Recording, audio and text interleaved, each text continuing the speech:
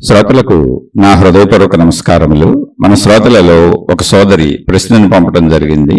ఆ ప్రశ్న, నాకు ఈ ఆధ్యాత్మిక మార్గములోకి వచ్చిన తరువాత అందరితో మంచిగా ఎలా ఉండాలి అని తెలుసుకున్నాను. కానీ నేను స్వతహాగా ఇంతకుముందు గలగలా మాట్లాడేదానిని, అందరితో చాలా టైము కాన్వర్సేషన్ చేసేదానిని, ఏదైనా మనసులో పెట్టుకోకుండా అన్నీ చెప్పేసేదానిని. అంటే బయటికి ఒకలా లోపల ఒకలా కాకుండా హార్ట్ఫుల్గా ఉండేదానిని. కానీ ఇప్పుడు ఏమైందో తెలియడం లేదు. ఏదో ఒక రకమైన ఒంటరితనము ఫీలింగ్ వస్తున్నది. ఎప్పుడు సైలెంట్గా ఉండాలనిపించటం. అసలు ఏమైంది నాకు అంటే ఒంటరిగా సైలెంట్గా ఉండాలనిపిస్తుంది. నాకేమైంది, అసలు ఏమైంది నాకు? ఇలా దేని మీద ఇంట్రెస్ట్ చూపించటం లేదు. ఏదో సాధువులా మౌనముగా ఉన్నట్టుగా ఉంటున్నావు, ఏమైనది అసలు అంటారు మా ఫ్యామిలీ మెంబర్స్. అసలు నాకేమైనది సార్? జన్మకి కారణం ఏమిటో తెలిసాక దేని మీద కూడా ఇంట్రెస్ట్ ఉండటం లేదు. తిన్నామా ఉన్నామా అని అన్నట్లుగా ఉంది లైఫ్. అసలేంటి సార్? ఈ ట్రాన్స్ఫర్మేషన్ నాకు అర్థము కావటం లేదు. కాస్త ఈ కన్ఫ్యూజన్ క్లియర్ చేయండి. ఇది ఒక సోదరి అడిగినటువంటి ప్రశ్న. ఈవిడ గత చాలా కాలం నుంచి ఈ మధ్య ఫాలో అవుతున్నారు, శీర్షికలు వింటున్నారు. వీరి గురించి మనకు పూర్తిగా తెలియదు, కానీ ఇంతకుముందు చాలా ప్రశ్నలు వీరు అడగటం, వాటికి సమాధానాలు చెప్పడం జరిగింది. ఇక్కడ జాగ్రత్తగా గమనించండి, ఇది అందరికీ సంబంధించిన విషయం. ఇది మనం ఒక ఆధ్యాత్మిక చదువుగా, ఆత్మజ్ఞాన చదువుగా, అంటే మన గూర్చిన మన సంపూర్ణ చదువుగా ఈ విషయాలను చెప్పుకునే ప్రయత్నం చేస్తున్నాం. ఇక్కడ ఈ సోదరి అడుగుతున్నటువంటి ప్రశ్నని మరొక్కసారి అర్థం చేసుకునే ప్రయత్నం చేద్దాం. ఎందుకంటే ఇది ఇంచుమించుగా కొంచెం లోతుగా ఎవరైనా ఈ విషయాలు వింటుంటే వాళ్ళ మానసిక స్థితులలో ఇటువంటి పరివర్తన అప్పుడప్పుడు వస్తుంది. ఇది కంటిన్యూటీ ఉండదు, మళ్ళీ మారిపోద్ది. చెప్పుకుందాం అవన్నీ, కానీ ప్రశ్నను ముందు అర్థం చేసుకుందాం. ఒకప్పుడు ఈ సోదరి స్వభావం ఏంటంటే గలగల మాట్లాడుతూ, అందరితో కలిసిపోతూ, అందరిలో ఉంటూ, లోపల ఏముందో అది మాట్లాడేస్తూ, ఎప్పుడు అందరితో కాలం గడిపేవాళ్ళు. లోపల ఒకటి బయట ఒకటిగా మాట్లాడటం ఇటువంటిది ఏమీ లేదు. పైగా గలగల మాట్లాడుతూ అంటే ఎప్పుడు అందరితో కలిసిమెలిసి ఉండేవాళ్ళు. ఇప్పుడు ఈ విషయాలు వినటం మొదలుపెట్టిన తర్వాత కొంచెం మౌనంగా, కొంచెం నిశ్శబ్దంగా, కొంచెం ప్రశాంతంగా, కొంచెం ఒంటరితనంగా ఉంటున్నారు. వాళ్ళు ఫ్యామిలీలోనే, కుటుంబంలోనే, కానీ ఇదివరకులా గలగల అందరితో ఉండటం లేదు. అంటే కొంచెం తగ్గింది, స్పీడ్ తగ్గింది. ఇంట్లో ఉన్న వాళ్ళందరూ ఏంటంటే, ఎందుకలా ఏదో సాధువులా ఉంటున్నావు, ఎవరో సాధువులు సన్యాసుల్లో ఉంటున్నావు అని అంటూ ఉంటారు ఇంట్లో. అలా ఎందుకు ఉంటున్నావు అని అడుగుతున్నారు. ఎందుకు ఏంటంటే ఏదో తిన్నాం ఉన్నాం అన్నట్టుగా లైఫ్ ఉంది. ఏదో తెలియని ఒక రకమైన దేని మీద కూడా ఇంట్రెస్ట్ లేని తనం ఒకటి ఏర్పడుతుంది. అసలు నాకు ఈ స్థితి ఏంటి అంటే, ఈ ట్రాన్స్ఫర్మేషన్, ఈ మార్పు నాలో ఎందుకు వచ్చిందో నాకే అర్థం కావడం లేదు, దానిని కొంచెం వివరించగలరా అని వారు అడుగుతున్నారు. ఆధ్యాత్మికత స్టార్టింగ్లో తెలుసుకుంటున్నప్పుడు ఎవరికైనా ఇలాగే ఉంటుంది. ఎందుకు ఇలా ఉంటుంది అంటే, ఇంతకు ముందు వరకు శరీరము నేను అనుకుని పెద్దగా పట్టించుకోకుండా సరదాగా చుట్టూ ఉన్న వాళ్ళతో గడిపేస్తూ, ఒకవేళ మనం ఏదైనా పట్టించుకున్నా కూడా భౌతికపరమైనటువంటి విషయాలు, ధనపరమైన విషయాలు, సుఖపరమైన విషయాలు, భోగపరమైన విషయాలు, సరదాపరమైన విషయాలు, ఇలా ఎక్కడేదన్నా ఇబ్బందులు వస్తే కొంచెం బాధపడటం, దుఃఖపడటం, కష్టపడటం, అటువంటి వాటి సుఖదుఖాలతో పైన జీవించుకుంటూ వెళ్ళిపోతున్నాం. అంటే శరీరము నేను అన్న దాంట్లో కూడా పూర్తిగా శరీరం గురించి కూడా ఆలోచించట్లా, శరీరమునకు అవసరమైన విషయాల గురించి, అంటే ఒక మాటలో చెప్పాలంటే శరీర కాలక్షేపం గురించి జీవిస్తూ బతికేస్తున్నాం. శరీర కాలక్షేపం అంటే ఏంటి? కంటికి చూడాలి కాలక్షేపం, నచ్చినవి చూసుకుంటా. చెవికి వినాలి కాలక్షేపం, నచ్చినవి వింటా, నచ్చినవి మాట్లాడతా, నచ్చినవి తింటా, నచ్చినవి కట్టుకుంటా, నచ్చిన వాళ్ళతో స్నేహం చేస్తా, నచ్చినట్టు ఉంటా, నచ్చినట్టు మాట్లాడతా. ఉన్నది ఉన్నట్టుగా మాట్లాడటం అంటే అదే. నాకు లోపల ఏమనిపిస్తే బయటగా చెప్పేస్తా, అందరితో కలిసి మెలిసిపోయి టైంపాస్ చేసేస్తా, అంటే సరదాగా జీవితం గడిపేస్తా. సుఖాలైనా దుఃఖాలైనా మనుషుల మధ్యలో సరదాగా వెళ్ళిపోతాయి. కష్టాలు కూడా మనిషికి సరదాగానే ఉంటాయి, కష్టాలు లేకపోయినా తొయ్యదు. ఏదో ఒకటి గొడవ అయినా కాలక్షేపం అంటే టైం పాస్ అయిపోద్ది. ఎక్కువ గొడవల్లో ఘర్షణల్లో టైం ఎక్కువ పాస్ అయిపోద్ది, వాళ్ళ గురించి వీళ్ళ గురించి ఓ చెప్పుకుంటా. లేదు సరదా షికారులు విహారాల్లో ఇంకా బాగా గడిచిపోద్ది. ఇక్కడ టైం గడిచిపోవడం అనేది ఉంది. మీరు గమనిస్తే నేను ఉన్నదన్నట్టుగా ఉంటానని గొడవలైనా, లేదు సరదాగా గడిపినా టైం పాస్ అయిపోతుంది. అంటే మనం ఈ శరీరము నేనన్న భావనలో జాగ్రత్తగా గమనిస్తే టైం పాస్ చేస్తున్నాం. ఏం టైం పాస్ చేస్తున్నాం? ఎలా టైం పాస్ చేస్తున్నాం?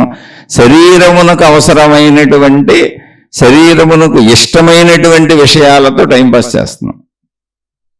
అసలు ఊరికి అలా పై పైన జీవించుకుంటూ వెళ్ళిపోతున్నాం. అంటే పై పైన జీవించడం అంటే ఎలా అంటే, ఒక నదిలో ఒక సముద్రంలో మనం బోట్లో ఉండి వెళ్ళిపోతున్నాం. కానీ మనం నువ్వు ఎక్కడున్నావని ఎవరన్నా అడిగారు అనుకోండి, మనం సముద్రం మధ్యలో ఉన్నాం, నది మధ్యలో ఉన్నాం, ఓ పెద్ద షిప్లో ఉన్నాం, పడవలో ఉన్నాం. నువ్వు ఎక్కడున్నావంటే సముద్రంలో ఉన్నానని చెబుతాం. సముద్రం మధ్యలో ఉన్నా అంటాం, ఎటు చూసినా నీదే అంటాం. లేదా నది మధ్యలో ఉన్నానంటాం. కాదు, మనం అసలు నదిలో లేము, నీళ్లను ముట్టుకోవట్లేదు, నీళ్ల జోలికి వెళ్ళలేదు, మనం బోట్లో ఉన్నాం. బోటు నదిలో ఉంది, సముద్రంలో ఉంది, కానీ మనమే సముద్రంలో ఉన్నాం అనుకోండి. సముద్రంలో మనం ఎట్ట ఉంటాం? ఉండలేము, చచ్చిపోతాం. నీళ్ళల్లో మనిషి ఉండలేడు. మనం కాసేపు విహారానికి వెళ్ళాం, బోట్ ఎక్కాం అంతే. కానీ మనం ఏమనుకుంటున్నామంటే నదీ ప్రయాణం చేస్తున్నాం, సముద్ర ప్రయాణం చేస్తున్నాం, సముద్రంలో నదిలో మనమే వెళ్ళిపోతున్నట్టు భావించుకుంటాం. అస్సలు మనం వెళ్ళలేదు. భూమి మీద ఎలా ఉన్నాం అలాగే బోట్లో ఉన్నాం, తింటున్నాం, తాగుతున్నాం, తిరుగుతున్నాం, అన్ని మామూలుగానే చేసుకుంటున్నాం. కానీ బోటు సముద్రంలో ఉంది, బోటు నదిలో ఉంది, ఆ పడవ నదిలో ఉంది. మనం నదిలో లేం, మనం నీళ్ళల్లో లేం. మనం నీళ్ళల్లో ఉంటే వేరేగా ఉంటుంది. పడవ లేకుండా, ఏ బోటు లేకుండా, ఏ పడవ లేకుండా, ఏ ఆధారం లేకుండా మీరు నీళ్ళల్లో ఉండండి. అప్పుడు ఏం చేయాలి? కష్టపడి ఈత కొట్టాలి, చాలా శ్రమ పడాలి. ఈత కొట్టడం రాదు, మునిగి చచ్చిపోతాం. మన నీళ్ళలో ఉన్నట్టు ఇప్పుడు కాదు. పడవలో ఉన్నాం మనం, ఓడలో ఉన్నాం మనం, బోట్లో ఉన్నాం మనం. అంటే భూమి మీద ఉన్నట్టే ఉన్నాం. భూమి మీద ఉన్నప్పుడు మనకు ఉండే తినడానికి, ఉండటానికి సౌకర్యాలు ఏంటి, అవన్నీ పడవలో ఉన్నాయి. కానీ పడవ నీళ్ళల్లో ఉండడం వలన, ఆ షిప్ నీళ్ళల్లో ఉండడం వలన నేను సముద్రంలో ఉన్నాను, నేను నదిలో ఉన్నానని భావించుకుంటున్నాం. కానీ మనం అసలు సముద్రంలో లేము, నదిలో లేము. అలాగే నేను శరీరంతో ఉన్నాను అన్నప్పుడు పై పైన బోట్లో జీవించినట్టు జీవించుకెళ్ళిపోతున్నాను తప్ప నదిలోకి దిగలేదు, సముద్రంలోకి దిగలేదు. నదిలో దిగితే, సముద్రంలో దిగితే, ఆ బోట్ లేకుండా నదిలో సముద్రంలో మనం ఉంటే అప్పుడు నేను సముద్రంలో ఉన్నానని చెప్పాలి. అప్పుడు మనం ఎలా ఉంటాం ఆలోచించాలి. సముద్రంలో మునిగిపోతాం, ఈత కొట్టాలి. ఎంత కొట్టినా బహుదూరపు బాటసారిలో అటు ఇటు ప్రయాణం కనపడదు, ఉంటానో పోతానో తెలియనట్టు ఉంటుంది. నదిలో అయినా నదిలో ఈత కొట్టాలి. నదీ ప్రవాహానికి మళ్ళీ ఎదురెళ్తున్నామా, వాలుగా వెళ్తున్నామా, ఎంత దూరం వెళ్ళాలి, ఇవన్నీ చూసుకోవాలి. ఎంత చూసినా కష్టపడాలి. కొంచెం ఆ కష్టం ఆపామో మునిగిపోతాం, కొట్టుకుపోతాం. అంటే బాహ్య ప్రపంచంలో జీవించినట్టుగా అక్కడ ఉండదు. ఆధ్యాత్మికత తెలుసుకుంటున్నప్పుడు అలా ఉంటుంది. ఆధ్యాత్మికత తెలుసుకోకముందు జీవితం ఎలా ఉంటుందంటే మామూలు భౌతిక ప్రపంచంలో అలా పై పైన బతికేసుకుంటూ వెళ్ళిపోతున్నట్టు ఉంటుంది. లేదా నదిలో, సముద్రంలో, పడవల మీద, షిప్పుల మీద విహారయాత్రలు చేస్తూ నేను సముద్రంలో ఉన్నాను, నదిలో ఉన్నానని భావించుకుంటున్నట్టు ఉంటుంది. కానీ నిజంగా సముద్రంలో ఉంటే, నిజంగా నదిలో ఉంటే, నిజంగా నీళ్ళల్లో ఉంటే, పడవే లేకుండా మనమే ఉంటే, అప్పుడు మనం ఎటువంటి ప్రయత్నాలు చేయాలో మన ఎగ్జిస్టెన్స్ కోసం, మనం బ్రతకటం కోసం, మన ప్రయాణం కోసం, మనం ఒడ్డుకు చేరటం కోసం ఎంత ఆతృత పడతామో, ఆధ్యాత్మికత అర్థమవుతున్నప్పుడు జీవితం అలా మారిపోయినట్టు కనపడుతుంది. అలా అని ఇంకొకటి ఉంది ఇక్కడ చిత్రం. అలా మారిపోయినట్టు కనపడుతుంది, కానీ పడవలోనే ఉండి సముద్రంలో ఉన్నాం, నదిలో ఉన్నామని చెబుతున్నట్టుగా విషయాలు వినేసి నాకు అర్థమైపోయింది అనుకోని, విషయాలు తెలిసేసుకొని నాకు అర్థమైపోయింది అనుకోని, విషయాలు చదివేసుకొని నాకు అర్థమైపోయింది అనుకోని, ఎవరో చెబుతున్నాయి వినేసి నాకు చాలా తెలిసిపోయింది అనుకోని, ఇటు భౌతికంలోనూ ఇమడలేక, అంటే అదివరకు ఇలా ఏమీ తెలియనప్పుడు అలా గలగలా మాట్లాడుతూ ఉండేదాన్ని అన్నారు సోదరి, అలా ఉండలేక, అలా అని ఇటు ఆధ్యాత్మికముగా సంపూర్ణమైనటువంటి ఆ జీవన్ముక్త స్థితిని పొందలేదు కనుక సాధువుల సంపూర్ణ జీవన్ముక్తుడైన జ్ఞానిలా ఉండలేక, మధ్యలో మిడిమిడి జ్ఞానంతో మనకి ఇష్టమైనప్పుడు గలగల గలగల మాట్లాడేయటం, లేదా మనకి కొంచెం ఏదో అర్థమైంది ఇది అనిపించినప్పుడు మౌనం వహించటం, లేదా మనకు వ్యతిరేకతలు వచ్చినప్పుడు మౌనం వహించటం, లేదా మనుషులందరినీ గమనించి నేనేదో అద్భుతమైన సాధనలో ఉన్నాను, మనుషులందరూ ఇంతే, వీళ్ళందరూ ఇంతే, వీళ్ళందరూ స్వార్థపరులు, భౌతికులు, భౌతిక ప్రపంచంలో కొట్టుకుపోతున్నారు, నేనేదో అద్భుతమైన సముద్రయానం చేస్తున్నాను, నదీ ప్రయాణం చేస్తున్నాను అని పడవలో కూర్చొని అనుకుంటుంటాం, బోట్లో కూర్చొని అనుకుంటుంటాం. అంటే అనేక భావాలు ఉంటాయి ఇక్కడ. వాళ్ళంతా నాకంటే తక్కువ వాళ్ళు అనిపించవచ్చు, లేదా వాళ్ళంతా మామూలు వాళ్ళు, నేనేదో స్పెషల్ ప్రయాణం చేస్తున్నాను అనిపించవచ్చు, లేదా వాళ్ళకి అసలు నేను చెప్పేది ఎంతకీ ఎప్పటికీ అర్థం కాదు, ఇది ఆధ్యాత్మికంలో నాకు అర్థమవుతుంది, వాళ్ళకేం అర్థమవుతుంది అనిపించవచ్చు, లేదా అసలు ఎదుటి వాళ్ళ మీద ఏమీ అనిపించకపోయినా నాకు నేనేదో చేస్తున్నాను, ఎందుకు అనవసరపు వాగుడు, ఎందుకు అనవసరపు మాటలు, ఎందుకు అనవసరపు చేష్టలు, ఎందుకు అనవసర ఎక్స్ట్రాలన్నీ కట్ చేసేసి జీవితానికి ఎంత అవసరమో అంతే బతుకుదామని నిశ్శబ్దంగా, మౌనంగా, ప్రశాంతంగా గుర్తొచ్చినప్పుడు ఉంటాం, గుర్తు రానప్పుడు మామూలుగా ఉంటాం. ఈ రెండు ఫేజుల్లో కొట్టుకుంటూ ఉంటారు. అంటే ఇటు భౌతికంలోకి వెళ్ళిపోయి పడిపోతా ఉంటారు, మళ్ళీ నేను భౌతికంలో పడిపోయానని ఆధ్యాత్మికంలోకి రావాలనుకుంటా ఉంటారు ఇది విన్నప్పుడు, ఇది గుర్తొచ్చినప్పుడు. మళ్ళీ భౌతికంలోకి వెళ్తా ఉంటారు, అయ్యో లేదు లేదు మళ్ళీ భౌతిక కోరికలు పెరిగిపోతున్నట్టున్నాయి నాకు అనుకుంటా ఉంటారు. ఇప్పుడు దేవుణ్ణి నమ్మాలా, దేవతను నమ్మాలా, మతాన్ని నమ్మాలా, గురువుని నమ్మాలా, జ్ఞానాన్ని నమ్మాలా, లేదా నా శరీరాన్ని నమ్మాలా, నా మనసును నమ్మాలా, నా కోరికలను నమ్మాలా, నా చుట్టూ ఉన్న నా కుటుంబం నిజమే కదా, ఇప్పటి వరకు జీవించిన జీవితం నిజమే కదా, మరి నేను వింటున్న ఆధ్యాత్మికమే నిజమే కదా, ఇప్పుడు అసలు ఇదేంటి ఆత్మజ్ఞానాన్ని నమ్మాలా, శరీరాన్ని నమ్మాలా, మనసును నమ్మాలా, ఫ్యామిలీని నమ్మాలా, భౌతికాన్ని నమ్మాలా, ఆధ్యాత్మికాన్ని నమ్మాలా అనే వాటిల్లో ఏ నిమిషం ఏది అనిపిస్తే చేస్తూ ఉంటాం. అక్కడే కన్ఫ్యూజన్ వస్తూ ఉంటుంది. ఇదంతా మొదట్లో వచ్చే కన్ఫ్యూజన్. అంటే ఏదైనా కొత్తగా తెలుసుకున్నప్పుడు, ఇప్పుడు ఒక చిన్నపిల్లవాడికి కొత్త సైకిల్ కొనిపెట్టామనుకోండి, చిన్నపిల్లలే 3 చక్రాల సైకిళ్ళు ఉంటాయి, కొనిపెట్టామనుకోండి, అది తొక్కటం సరిగ్గా వచ్చిరాక తొక్కుతూనే పెద్ద హీరోల ఫోజులు పెడతా ఉంటారు. దానికి ఏదన్నా హారన్ లాంటిది ఉందనుకోండి, ఓ మోగిచ్చేస్తూ ఉంటారు తొక్కండి అని. ఆ వయసుకి ఆ పిల్లలు అలా ఫీల్ అవుతారు. అక్కడి నుంచి కొంచెం అది బాగా అలవాటు అయిపోయి ఎదిగినాక ఆ సైకిల్ అవతల పారేస్తారు. ఇంకొంచెం పెద్ద సైకిల్ కొనిపెట్టామనుకోండి, ఇప్పుడు 3 చక్రాల సైకిల్ కాదు, 2 చక్రాల సైకిలే, కానీ బ్యాలెన్సింగ్ వీల్స్ ఉంటాయి పక్కన. తానే తొక్కేస్తున్నట్టు ఫీల్ అయిపోతా ఉంటారు, ఒంటరిగా తొక్కేస్తున్నట్టు ఫీల్ అయిపోతా ఉంటారు, కానీ వెనకాల బ్యాలెన్సింగ్ వీల్స్ ఉన్నాయి, పడిపోకుండా అటు ఇటు వీల్స్ ఉన్నాయి, దాని మీద తొక్కుతారు, ఏదో గర్వంగా ఫీల్ అవుతారు.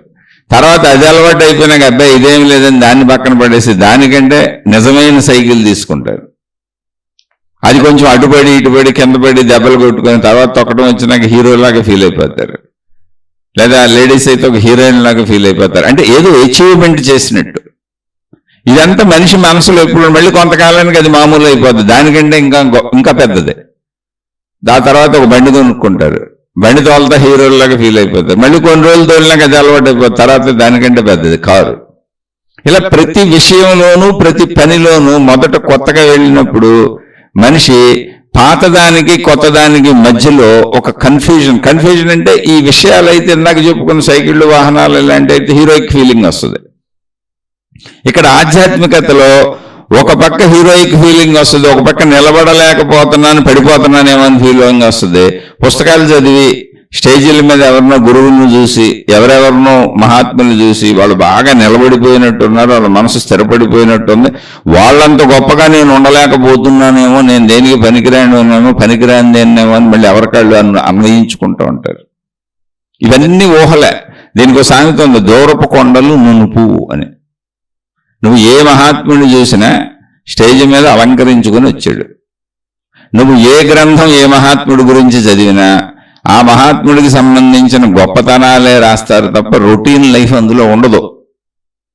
సామాన్య సహజంగా భార్యాభర్తలు ఏం మాట్లాడుకున్నారు, పొద్దున్నే మహాత్ముడు ఎన్నింటికి లేచాడు, లేచినప్పుడు ఆయన ముఖం ఆయన ఫోటో ఎలా ఉంది, జుట్టు ఎలా చెదిరిపోయింది, ఆ ఫోటోలే నీరు అద్భుతంగా మేకప్ వేసుకొని శుభ్రంగా ఉన్న ఫోటోలు, ఆ డ్రెస్సులో ఉన్న ఫోటోలే ఉంటాయి.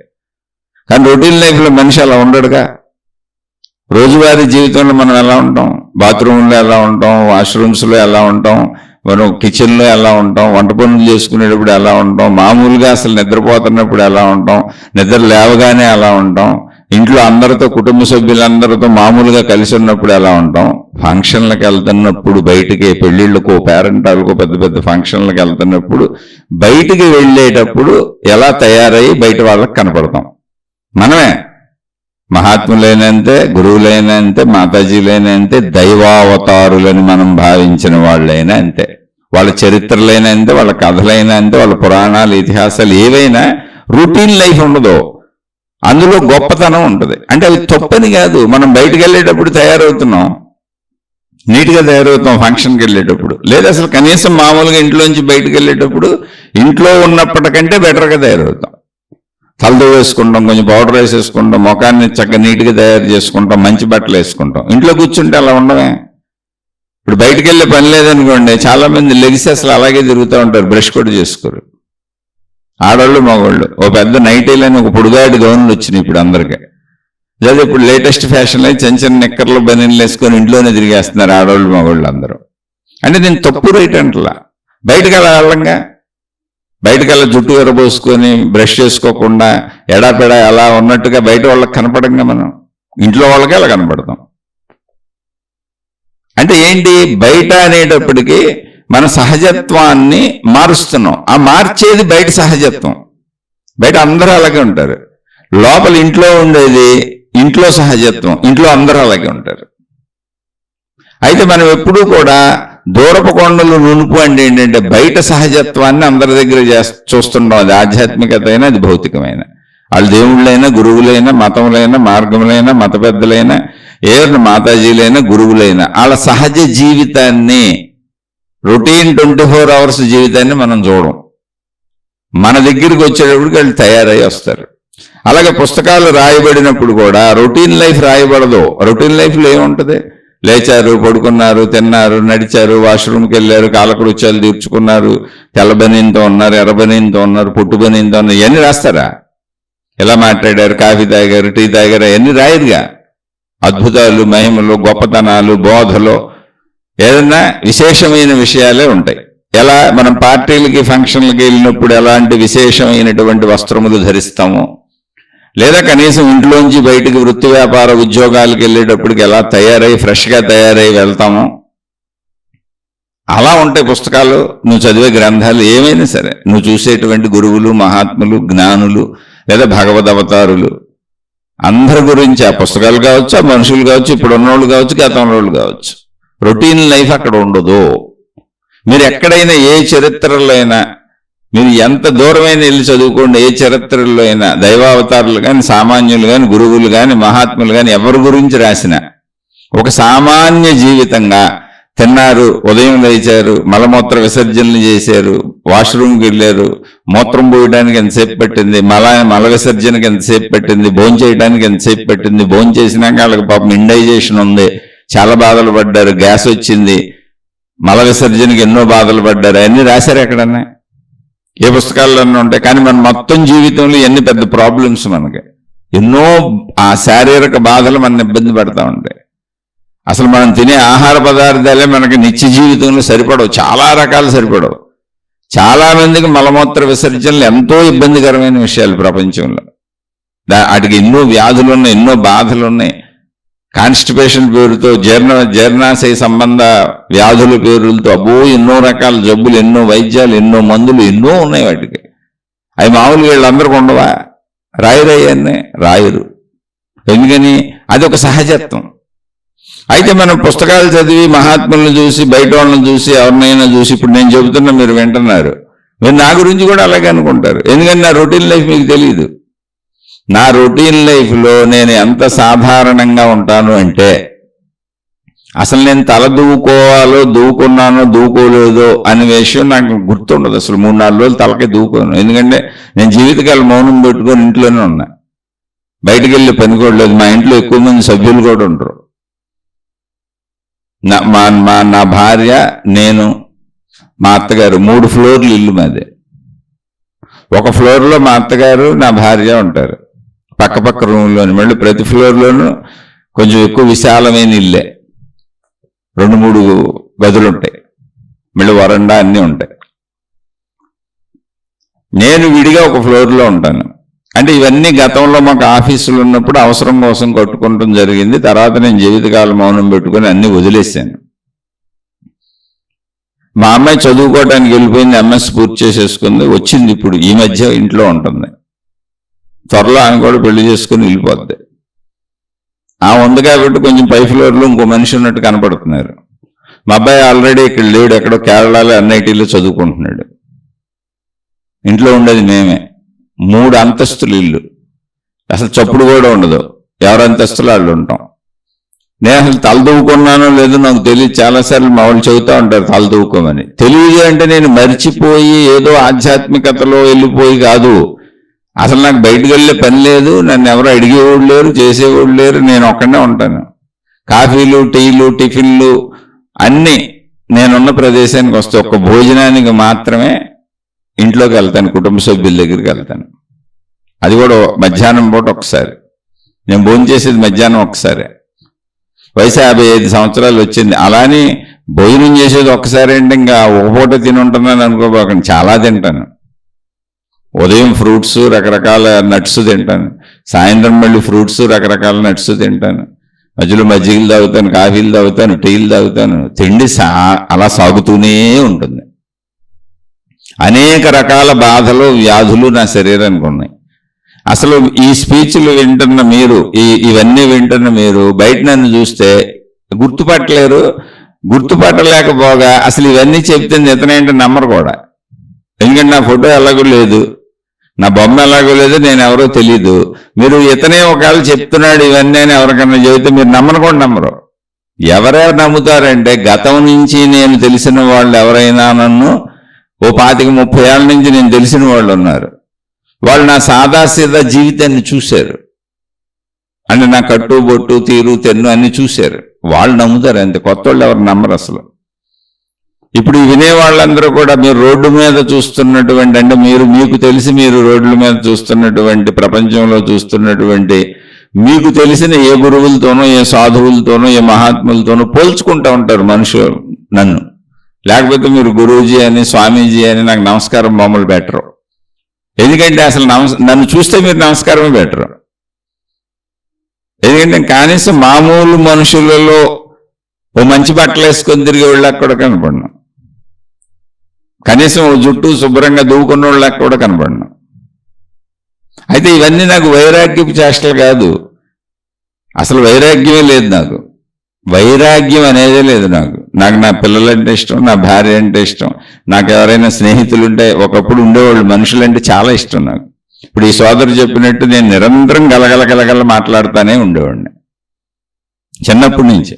ఇప్పుడు కూడా మాట్లాడతాను గలగల. కాకపోతే నా మనసుకి, నేను మాట్లాడే మాటలకి ఆ మనసుకు దగ్గరైన వాళ్ళు కావాలి.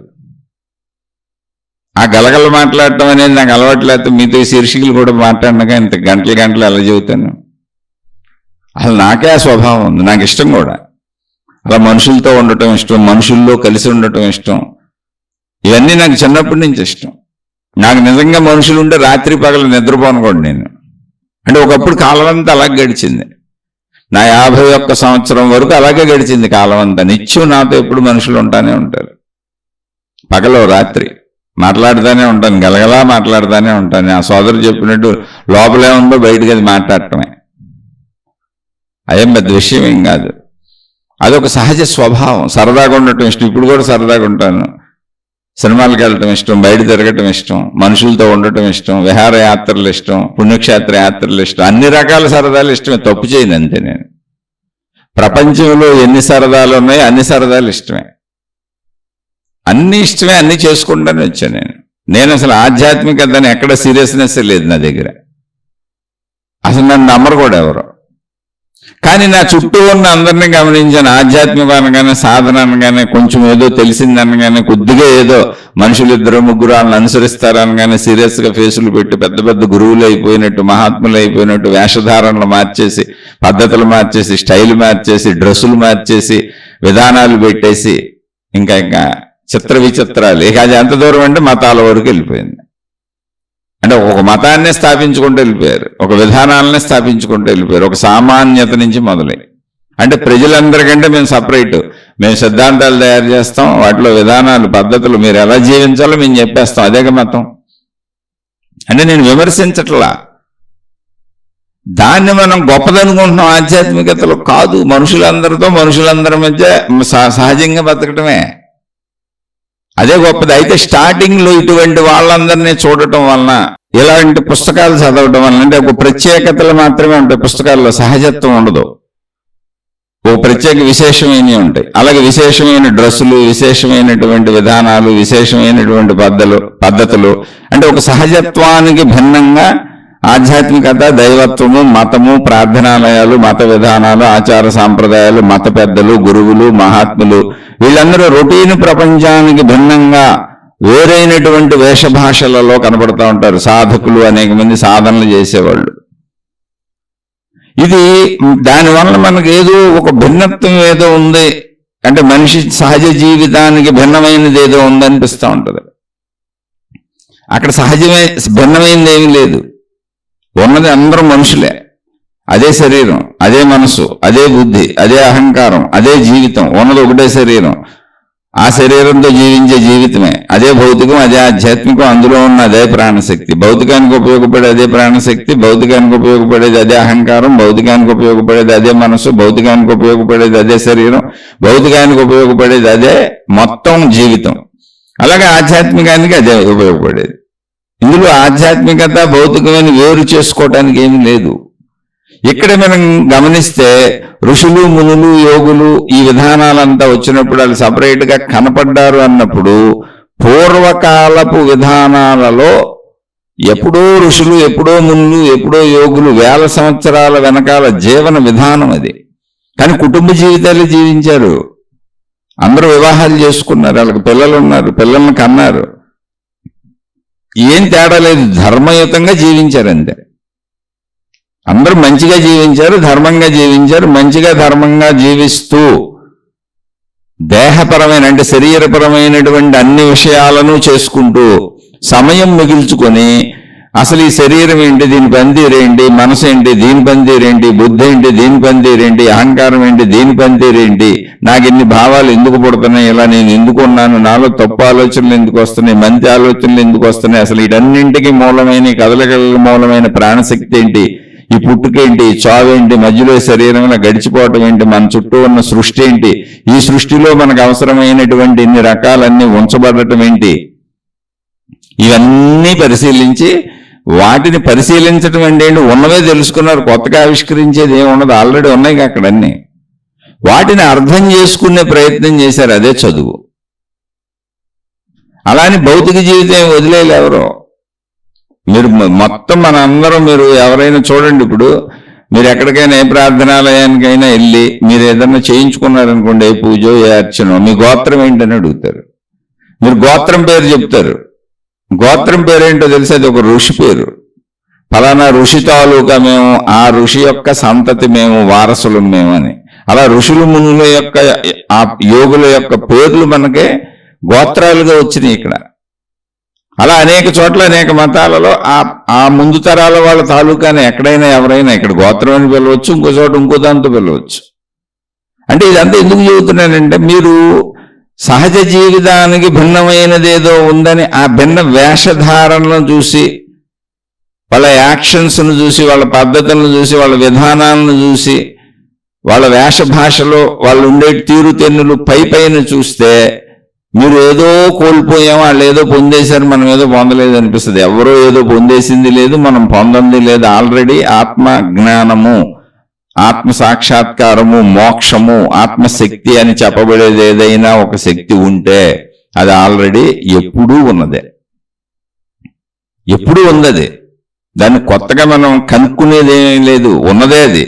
ఉన్నదని తెలుసుకుంటాం అంతే తప్ప కొత్తగా సృష్టించబడేది ఏమి లేదు. ఇప్పుడు మోక్షం అనేది కొత్తగా సృష్టించబడేది కాదు, ఉన్నదే ఇప్పుడు కూడా ఉంది. అది మనం నిద్రలో మోక్ష స్థితిలోనే ఉన్నాం, ఏ ఆలోచన చేయనప్పుడు మోక్ష స్థితిలోనే ఉన్నాం, ఆనందంలో మోక్ష స్థితిలోనే ఉన్నాం, దుఃఖము లేని ప్రతి సందర్భంలోనూ మోక్ష స్థితిలోనే ఉన్నాం. దుఃఖరాహిత్య స్థితే మోక్ష స్థితి. ఆత్మసాక్షాత్కారం అంటే ఏమి లేదు, దాని మీద మనకు అవగాహన లేదు కాబట్టి రెండు ఆలోచనల మధ్య విరామము ఆత్మస్థితే. గాఢ నిద్ర స్థితి ఆత్మస్థితే, దాన్ని గుర్తించలేక నిద్రస్థితి అని పెట్టుకున్నాం, ఎరుకలో లేదు కాబట్టి. ఒక అంటే నిద్రలోంచి మెలకువకు వచ్చేటప్పుడు ఉండే మధ్య గ్యాప్ ఆత్మస్థితే, మెలకువలోంచి నిద్రలోకి వెళ్ళేటప్పుడు ఉండే ఒక చిన్న గ్యాప్ ఆత్మస్థితే, రెండు ఆలోచనల మధ్య విరామం గ్యాప్ ఏదుందో అది ఆత్మస్థితే. అప్పుడప్పుడు మనం నిశ్శబ్దంగా ప్రశాంతంగా మనకు తెలియకుండానే 1 సెకను 2 సెకండ్లలో ఆగిపోతా ఉంటాం, అదంతా ఆత్మస్థితే. ఇవన్నీ ఆత్మస్థితులే. అయితే ఆత్మస్థితి ఇలా ఉంటుంది, అది శక్తి స్థితి ఇలా ఉంటుంది అని అసలు మనకు తెలియదు. అది ఆత్మజ్ఞాన గ్రంథాల్లో చదువుకుంటే కానీ రాదు. అప్పుడు ఏమైంది, అవన్నీ చదువుతున్నప్పుడు వింటున్నప్పుడు ఇటు భక్తి మార్గాలు కానీ, ఇటు కర్మ మార్గాలు కానీ, ఇటు దైవ మార్గాలు కానీ, ఇటు మత మార్గాలు కానీ, ఇటు గురువులు కానీ, మహాత్ములు కానీ అటు వెళ్ళేటప్పటికి ఏమైంది, వాళ్ళు వేషధారణలు మార్చేశారు. ఒక్కొక్క మతం ఒక్కొక్క రంగు పెట్టుకుంది, ఒక్కొక్క మతం ఒక ఆచార సాంప్రదాయం పెట్టుకుంది, ఒక్కొక్క మతం ఒక్కొక్క దేహానికి కూడా వేషధారణ మార్చేసింది. కొందరు జుట్లు పెంచుతారు, గడ్డలు పెంచుతారు, కొంతమంది మొత్తం తీసేస్తారు, కొంతమంది బొట్లు పెడతారు, కొంతమంది బొట్లు పెట్టరు. ఇలా వేషధారణలు రకరకాలు చేసుకున్నారు. అంటే బాహ్యమైనటువంటి తీరుతెన్నులు చూసి మనం వాళ్ళలా లేవనుకుంటున్నాం. కాదు, శరీరాలు అందరికీ ఒకటి, ఆ బాహ్యాలు తీసేయండి, బాహ్య వేషధారణ తీసేయండి, ఆ డ్రెస్సులన్నీ ఒకసారి మర్చిపోండి, బాహ్యంలో వాళ్ళు జుట్లు పెంచడాలు, జుట్లు కత్తిరించడాలు ఇలాంటివన్నీ మర్చిపోండి, ఆ బొట్లు పెట్టడాలు తీసేయడాలు అన్ని మర్చిపోండి. శరీరం అందరికీ ఒకటేగా, శరీరంలో మనసు అందరికీ ఒకటేగా, బుద్ధి అందరికీ ఒకటేగా, అహంకారం అందరికీ ఒకటేగా, అందరికి ప్రాణశక్తి ఒకటేగా, అందరు పుట్టుక ఒకటేగా, అందరి మరణం ఒకటేగా, ఈ శరీర పెరుగుదల ఎదుగుదల తరుగుదల అన్ని ఒకటేగా. ఏంటి అక్కడ మనకి తేడా అంటే అనంత ఆత్మజ్ఞానమును మనం చదువుకోలేదు, వాళ్ళు చదువుకుంటున్నారు, అంతే తేడా. ఆ చదువుకుంటున్న దానికి మళ్ళీ మతాల పేర్లు మార్గాల పేర్లు చదువుకున్నాయన్నీ ఆత్మజ్ఞానం కాదు. నేను అనంత ఆత్మశక్తి స్వరూపుణ్ణు స్వరూపురాలని తెలుసుకునేది మాత్రమే ఆత్మజ్ఞానం. మతాలకు సంబంధించిన దైవీపరమైన విషయాలన్నీ ఎవరికి వాళ్ళు ఏర్పరచుకున్న విధానాలు అవన్నీ ఆత్మజ్ఞానానికి, మిమ్మల్ని మీ లోపలికి తీసుకురావడానికి, మీరు మంచిగా బతకడానికి, భౌతికంలో మంచిగా జీవించడానికి అవన్నీ సహకరించవచ్చు, సహకరిస్తాయి కూడా. కానీ అవన్నీ మళ్ళీ వేరు వేరు. ఎవరికి వాళ్ళు మా మతం గొప్పదంటారు, మా దేవుడు గొప్పడు అంటారు, మా గురువు గొప్పడు అంటారు, మా మాతాజీ గొప్పడు అంటారు, మా విధానమే గొప్పదంటారు, మా పద్ధతే గొప్పదంటారు. మిగిలిన పద్ధతుల్లో ఉన్న వాళ్ళందరినీ ఈ పద్ధతుల్లోకి ఆకర్షిస్తూ ఉంటారు, అందులోంచి ఇందులోకి లాగేద్దామని ట్రై చేస్తుంటారు. అక్కడ ఘర్షణలో పుడతా ఉంటాయి. కొంతమంది మంచిగా ప్రయత్నిస్తారు, కొంతమంది చెడుగా ప్రయత్నిస్తారు. ఏదైనా సగటు సామాన్య మానవుడి కంటే వాళ్ళు భిన్నంగా కనపడటానికి ప్రయత్నిస్తారు. అంటే భక్తులుగా కానీ, గురువులుగా కానీ, శిష్యులుగా కానీ, మత పెద్దలుగా కానీ, మతాలను అనుసరించే వాళ్ళుగా కానీ, మత ప్రవక్తలుగా కానీ, ప్రచారకులుగా కానీ, అన్ని రకాలుగాను సామాన్య మానవుడి కంటే మేము భిన్నము అనేటువంటి వేషధారణలు వాళ్ళు చూపిస్తూ ఉంటారు. ఏదో ఒక ప్రత్యేక గెటప్లు వేసుకుంటారు. అసలు అటువంటి ప్రత్యేకత లేనిది అనంత ఆత్మజ్ఞానం. సృష్టి మొత్తం విశ్వశక్తి అంతా ఒకటే. మనుషులు కాదు, జంతువులు, చెట్లు, పుట్టలు, చేమలు, గ్రహాలు, గోళాలు, నక్షత్రాలు మొత్తం ఏది ఉంటే అది ఉన్నదంతా అనంత ఆత్మశక్తిలోనే ఉంది, ఆత్మశక్తితోనే ఉంది, ఆత్మశక్తిలోనే ఉద్భవించి ఆత్మశక్తిలోనే లయించి ఆత్మశక్తిగానే ఉన్నది. ఎప్పుడు అసలు భేదత్వమే లేదు. దాన్నే మనం అర్థం చేసుకునే ప్రయత్నం చేస్తున్నాం. అయితే ఆ ప్రయత్నంలో స్టార్టింగ్లో ఉన్నప్పుడు ఒక స్కూల్కి వెళ్ళిన విద్యార్థికి మాస్టర్లు అంటే ఎలాంటి భయభక్తులు ఉంటాయో, మాస్టర్లు మనకంటే భిన్నమైన వాళ్ళని, మాస్టర్లు అంటే బాబోయ్ అని ఒక భయభక్తులు పిల్లలకి ఎలా ఉంటాయో, అలా మత పెద్దలను చూసి, మత ప్రచారకులను చూసి, గురువులను చూసి, మహాత్ములను చూసి, జ్ఞానులను చూసి ఆ విధమైనటువంటి ఒక భయభక్తులు మనకు కలగటం తప్పులేదు.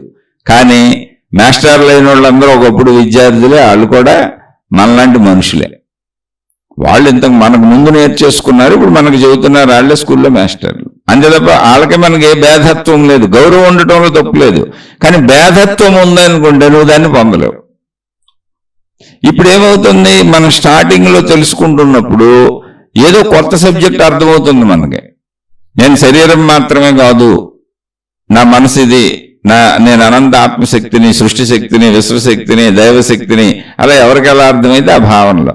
అప్పుడు ఏమైంది, నేను సహజంగా ఉండకూడదేమో, నేను అసహజంగా ఉండాలేమో, మామూలు మనిషిలా మాట్లాడకూడదేమో, గలగలా మాట్లాడకూడదేమో, గలగలా ఇళ్లలో తిరిగేయకూడదేమో, నేను ఏదేదో అలా నేను దాన్ని ఎలా పొందాలి, ఏదో సాధన చేసుకోవాలి, ఏదో ఉండాలి, ఏదో భావనలోకి నేను వెళ్ళిపోతుంటా. లేదు కొత్తలో అర్థం చేసుకుంటున్నప్పుడు కన్ఫ్యూజన్లో కూడా అలా ఉంటా. అంటే ఇటు భౌతికంలో ఉండలేక, అటు ఆధ్యాత్మికము అర్థం కాక కన్ఫ్యూజన్లో ఉంటా. భౌతికంలో ఉండలేక అనేది లేనే లేదు. మీరు ఎప్పుడూ శరీరపరంగా భౌతికంలోనే ఉండాలి. అది నిజము నిజము నిజము. కుటుంబాలు అన్నీ ఇంతకుముందు ఎలా ఉన్నారో అలాగే ఉండాలి. ఏంటి ఆధ్యాత్మికతలో చెప్పేది ఏంటంటే వేషభాషలు కాదు, ప్రచారాలు కాదు, డ్రెస్సులు మార్చడం కాదు, రకరకాల రంగులు వేసుకోవటం కాదు, బయటకు కనపడతాయి తీరుతెన్నులు మార్చుకోవటం కాదు, బయట తీరుతెన్నుల్లో స్పెషలిస్టుల్లా మామూలు మనుషుల కంటే భిన్నంగా కనపడటం కాదు, కేవలం మంచిగా బ్రతకటం. మిగిలినంతా భౌతికం మామూలే, మిగిలిన భౌతికం అంతా మామూలే. ఇప్పుడు ఆధ్యాత్మికం అని అంటే మీకు ఉదాహరణకి చెబుతున్నాను. ఒక పాప, అంటే నాకు పెళ్ళి అవ్వక ముందు నుంచి తెలుసు ఆవిడ, అంటే పాప అంటే నాది కొంచెం పెద్ద వయసు, 55 ఏళ్ళు నాకు, అందుకని చిన్నపిల్లని చెబుతున్నా. పెళ్ళి అవ్వక ముందు నుంచి నాకు తెలుసు, చదువుకుంటున్నా అప్పటి నుంచి తెలుసు, పరిచయం ఉంది. నేను కొంచెం భక్తి మార్గాల్లో, ఆధ్యాత్మిక మార్గాల్లో, గురు మార్గాల్లోనే సాగుతూ వచ్చాను చిన్నప్పటి నుంచి. ఆ పరిచయాలు ఎక్కువ ఉన్నాయి. మామూలు జీవితం కూడా మామూలుగానే గడిపాను. నేనేమి అందులో మునిగిపోయినండి కాదు, ఇప్పటికీ నేను మామూలుగానే ఉంటాను అందులో. ఇప్పుడు మీకు చెబుతున్నాను తప్ప నేనేం మునిగిపోయలేను. మీరు నన్ను డైరెక్ట్గా చూస్తే అసలు ఇది నేనే చెబుతున్నానని మీరు నమ్మరు, కనీసం నాకు నమస్కారం కూడా చేయరు. ఎందుకంటే అసలు మామూలు మనుషుల కంటే మామూలు మనిషిలా కనపడతాను మీకు. వీడెవడోలేని వెళ్ళిపోతారు అంతే, అసలు చెప్పినా నమ్మరు. ఎందుకని అలా సహజ జీవితం అలాగే ఉంటుందిగా, ఏముంటుంది అందులో. అంటే ఈ భక్తి మార్గాలు, ఈ దైవ మార్గాల్లో కొత్తగా వచ్చినప్పుడు ఎలా ఉంటుందని చెబుతాను. ఆ చిన్నప్పటి నుంచి కూడా వాళ్ళ ఇంట్లో వాళ్ళకు గురువు ఉన్నాడు, ఇంట్లో వాళ్ళకి భక్తి విధానాలు ఎక్కువ. ఒక గురువుని అనుసరిస్తూ ఉంటారు, ఒక మార్గంలో సాగుతూ ఉంటారు, ఒక దేవుణ్ణి అనుసరిస్తూ ఉంటారు, ఆ గురువుకి సంబంధించిన కార్యాలన్నిటికీ వెళ్తూ ఉంటారు, ఆ దైవుడికి సంబంధించినటువంటి విపరీతమైనటువంటి ప్రచారాలలో పాల్గొంటూ ఉంటారు, మహాభక్తులు అనుకుంటా ఉంటారు తల్లిదండ్రులు. ఈ పాపకు కూడా అదే అలవాటు, పిల్లలకి అదే అలవాటు చేస్తారుగా. ఆ పాప చదువుకుంది, బాగా చదువుకుంది, చక్కగా చదువుకుంది, భగవంతుని బాగా నమ్ముద్ది, గురువుని బాగా నమ్ముతుంది, చక్కగా అన్ని విధాల సుగుణాలతో పెరిగింది. ఏ తప్పులు లేవు, అసలు ఏ తప్పులు చేయకుండా భక్తి మార్గంలో చక్కగా పెరిగింది. తల్లిదండ్రులు చక్కగా పెంచారు, చదివేసుకుంది, ఉద్యోగం వచ్చేసింది, పెద్ద వయసు వచ్చింది, పెళ్లి సంబంధం చూసి పెళ్లి చేశారు. పెళ్లి కొడుకు చాలా మంచోడు, ఈ పాప చాలా మంచిది, ఇద్దరు ఈడేజోడు బ్రహ్మాండంగా ఉంటారు. అంత బాగుంది. ఆ పెళ్లి జరగటం అవన్నీ కూడా నాకు తెలుసు, ముందు నుంచి కొంచెం పరిచయం ఉన్నవాళ్లే, అంటే అప్పుడప్పుడు కనపడుతుంటారు, పరిచయం ఉన్నవాళ్లే, ఇవన్నీ విషయాలు తెలుసు. ఒక సందర్భంలో నేను ఎప్పుడో వాళ్ళకి సంబంధించి వాళ్ళు నివసిస్తున్నటువంటి గ్రామం దగ్గరికి వెళ్ళాను, ఆ ఊరు వైపు. అక్కడ ఏదో అప్పట్లో మనుషులతో సాగుతున్నప్పుడు బయట కొన్ని సందర్భాల్లో బయట ప్రవచనాలు చెప్పాను. అంటే నేను మామూలు మనిషిగానే అప్పుడు ఏదో చెప్పాల్సి వచ్చింది అంతే, బయట కొన్ని ఉపన్యాసాలు చెప్పాల్సి వచ్చింది, చాలా అరుదుగా జరిగింది అది. అక్కడికి వెళ్ళినప్పుడు ఆ ఏర్పాట్లలో చాలా మంది మనుషులు వస్తారు, సహజంగా ఉపన్యాసాలంటే వచ్చారు. ఇప్పుడు కాదు నేను చెబుతుంది, 10-15 సంవత్సరాల కిందటి విషయం. వచ్చారు, అక్కడికి ఆ పాప కూడా వచ్చింది. వచ్చినప్పుడు ఆ పాప చాలా దిగులుగా ఉంది, అంటే కొత్తగా పెళ్ళయింది, సుమారు పెళ్ళయ్యి ఆమెకి 5 నెలలు 6 నెలలు అవుతుంది అంతే. పెళ్ళి అవన్నీ తెలుసు నాకు, కానీ చాలా దిగులుగా ఉంది, బాధగా ఉంది. నన్ను మామూలుగా అన్నయ్య అని పిలిచేది. అంటే నేను చెబుతుంది 10-15 సంవత్సరాలు కనుక, ఇంకో 20 సంవత్సరాలు కూడా అయ్యి ఉండొచ్చు. నన్ను అన్నయ్య అని పిలిచేది. అన్నయ్య మీతో కొంచెం పర్సనల్గా మాట్లాడాలని. సరే నేను అక్కడ ఉపన్యాసానికి ఇంకా టైం ఉంది, చెప్పమ్మా అన్నాను. అంటే విషయం చెప్పింది. ఏంటి ఆవిడ చెప్పిన విషయం అంటే సహజంగా మనం ఎలా ఆలోచిస్తాం అనే దానికి చాలా ఉపయోగపడే విషయం ఇది. పాప చిన్నప్పటి నుంచి భక్తి పరురాలు, బాగా చదువుకుంది, మంచి ఉద్యోగం తెచ్చుకుంది, చాలా సుగుణవంతురాలు అని వాళ్ళు పెళ్లి చేసుకున్నారు. అటేపోళ్ళు కుర్రోడు కూడా మంచి ఉద్యోగం, చక్కగా వాళ్ళు చాలా మంచోళ్ళు. ఇద్దరు ఇష్టపడి ఒకళ్ళని పెళ్లి చేసుకున్నారు. ఈడు జోడు బ్రహ్మాండంగా ఉంటారు. అసలు ఈ పాపనే అత్తమామలు కన్న కూతుర్లా చూసుకుంటే 2 కుటుంబాలు బాగా కలిసిపోయి ఉన్నాయి, అసలు ఎక్కడ ఎటువంటి సమస్య లేదు. కానీ పాప విపరీతమైనటువంటి డిప్రెషన్లో ఉంది. 6 నెలల పెళ్ళయ్యి. ఏంటి డిప్రెషన్ అంటే, వీళ్ళ గురువుని అనుసరించి, ఆ విధానాన్ని అనుసరించి, ఆ మార్గాన్ని అనుసరించి అక్కడ విన్న మాటల్లో ఆవిడ నేను ఈ భగవంతుడికి అంకితం అయిపోయాను అనే భావనలోకి వచ్చింది. అది ఆ మార్గంలో వాళ్ళ గురువులు చెప్పినప్పుడు విన్న విషయాలలో అలా భావించుకుంది. ఏంటి, నేను ఫలానా భగవంతుడికి అంకితం అయిపోయాను అని. అంటే చిన్నప్పటి నుంచి వింటూ వస్తుంది. తర్వాత ఆ గురువుల దగ్గరికి వచ్చినాక అది అంకితం అయిపోయానని భావన పెరిగింది. ఇప్పుడు ఆ దేవుడే నా సర్వస్వం, ఆ దేవుడే నాకు ఈ చదువులు వచ్చేలా, ఈ ఉద్యోగాలు వచ్చేలా, నాకు ఈ పెళ్లి సంబంధాలు దొరికేలా, అన్ని అద్భుతంగా నా జీవితాన్ని తీర్చిదిద్దింది ఆ దేవుడే అని సంవత్సరాల నుంచి నమ్ముకుంటూ వచ్చింది. ఇప్పుడు ఎదుగుతున్న కొంది గురువుల మాటలు, ప్రచారాల మాటలు ఇవన్నీ నేను అంకితం అయిపోయాననే భావనలోకి వచ్చింది ఆ దేవుడికి. బాగానే ఉంది, తప్పేం లేదు. వివాహం చేసుకుంది, అంత బాగుంది, ఇదంతా దేవుడు చల్లగా అనుకుంది, ఇంకా అంత బాగుంది, బ్రహ్మాండంగా జరిగింది. కానీ ఇప్పుడు ఎందుకు డిప్రెషన్కి లోనైంది అనేది ఒక అద్భుత ఆశ్చర్యకర విషయం. మన మనసు మన అలా చేస్తుంది. అందుకని చెబుతున్నా.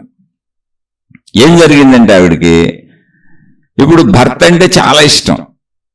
భర్తతో కొత్తలో పెళ్ళైనప్పుడు చక్కగా తిరుగుతారుగా, సినిమాలు, షికారులు, ఊర్లు వెళ్ళారు, అనేక విహారయాత్రలకు వెళ్ళారు, ఏమి ఇబ్బంది లేదు వాళ్ళకి, చక్కగా తిరుగుతున్నారు. మనసులో భర్త పట్ల ఆకర్షణ పెరుగుతుంది, భర్తతో గడపాలని అనిపిస్తుంది, భర్తతో గడుపుతుంది, తిరుగుతుంది, అనేక ఊళ్ళు తిరిగారు. ఇంతకు ముందేంటి ఇంట్లో రొటీన్గా అన్ని దేవుడి కార్యక్రమాలు. అప్పుడేంటి, ఆమెకేం బాధ్యతలు లేవు, తల్లిదండ్రులు అన్ని చేసి పెడుతున్నారు, చదువుకుంటుంది, ఏదో ఉద్యోగం ఏం చేసినా అన్ని తల్లిదండ్రులే.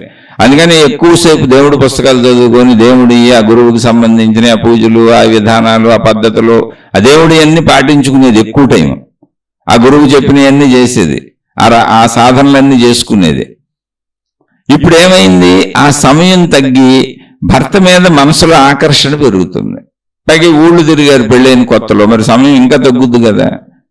చక్కగా విహారయాత్ర అవన్నీ ఇష్టంగానే ఉన్నాయి, సినిమాలకు వెళ్ళటం, తిరగటం, భర్తతో ఉండటం, చక్కగా చాలా ఆనందంగా ఉంది ఆమెకి. కానీ ఆమె మనసులో ఒక ఆలోచన క్రియేట్ అయింది. ఏంటంటే, నేను భగవంతుడికి ద్రోహం చేస్తున్నాను అని. నేను ఆ దైవాన్ని నమ్ముకున్నాను, ఆ దైవానికి ద్రోహం చేస్తున్నాను.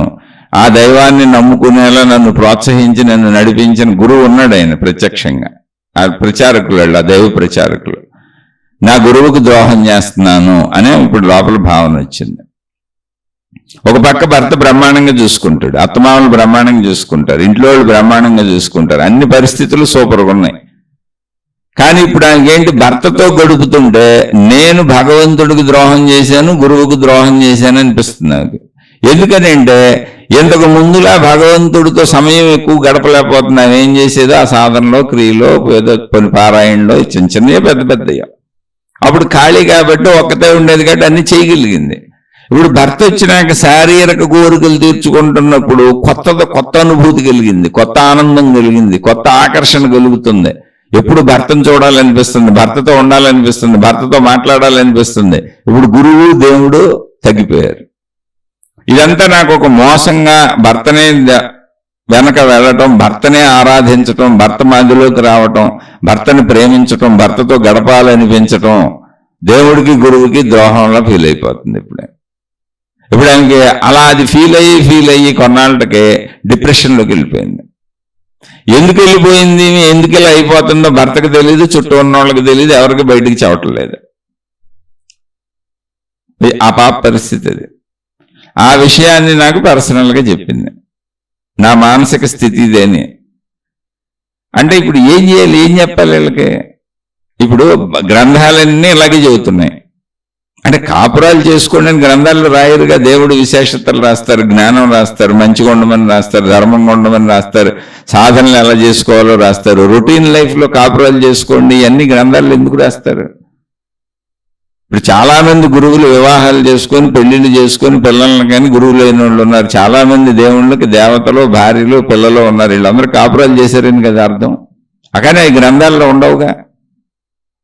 అందులో ఈ ప్రచారాలు చేసేటప్పుడు, ఈ ప్రచారాలు విధానాల్లో దేవుడికి అంకితం అయిపోండి అని అంకితం అయిపోతున్నట్టు, అంటే ఆ సాధనాపూర్వక, అంటే భయభక్తుల్ని పెంచేటువంటి, దేవుడి పట్ల గౌరవాన్ని, భయాన్ని ఒక దేవుడి పట్ల విశ్వాసాన్ని నమ్మకాన్ని కలిగించే మాటలు ఎక్కువ చెప్పుకుంటాం, కానీ సహజ జీవితానికి సంబంధించిన అక్కడ మాట్లాడడం అసలు అదొక భూతన్న భావన వస్తుంది.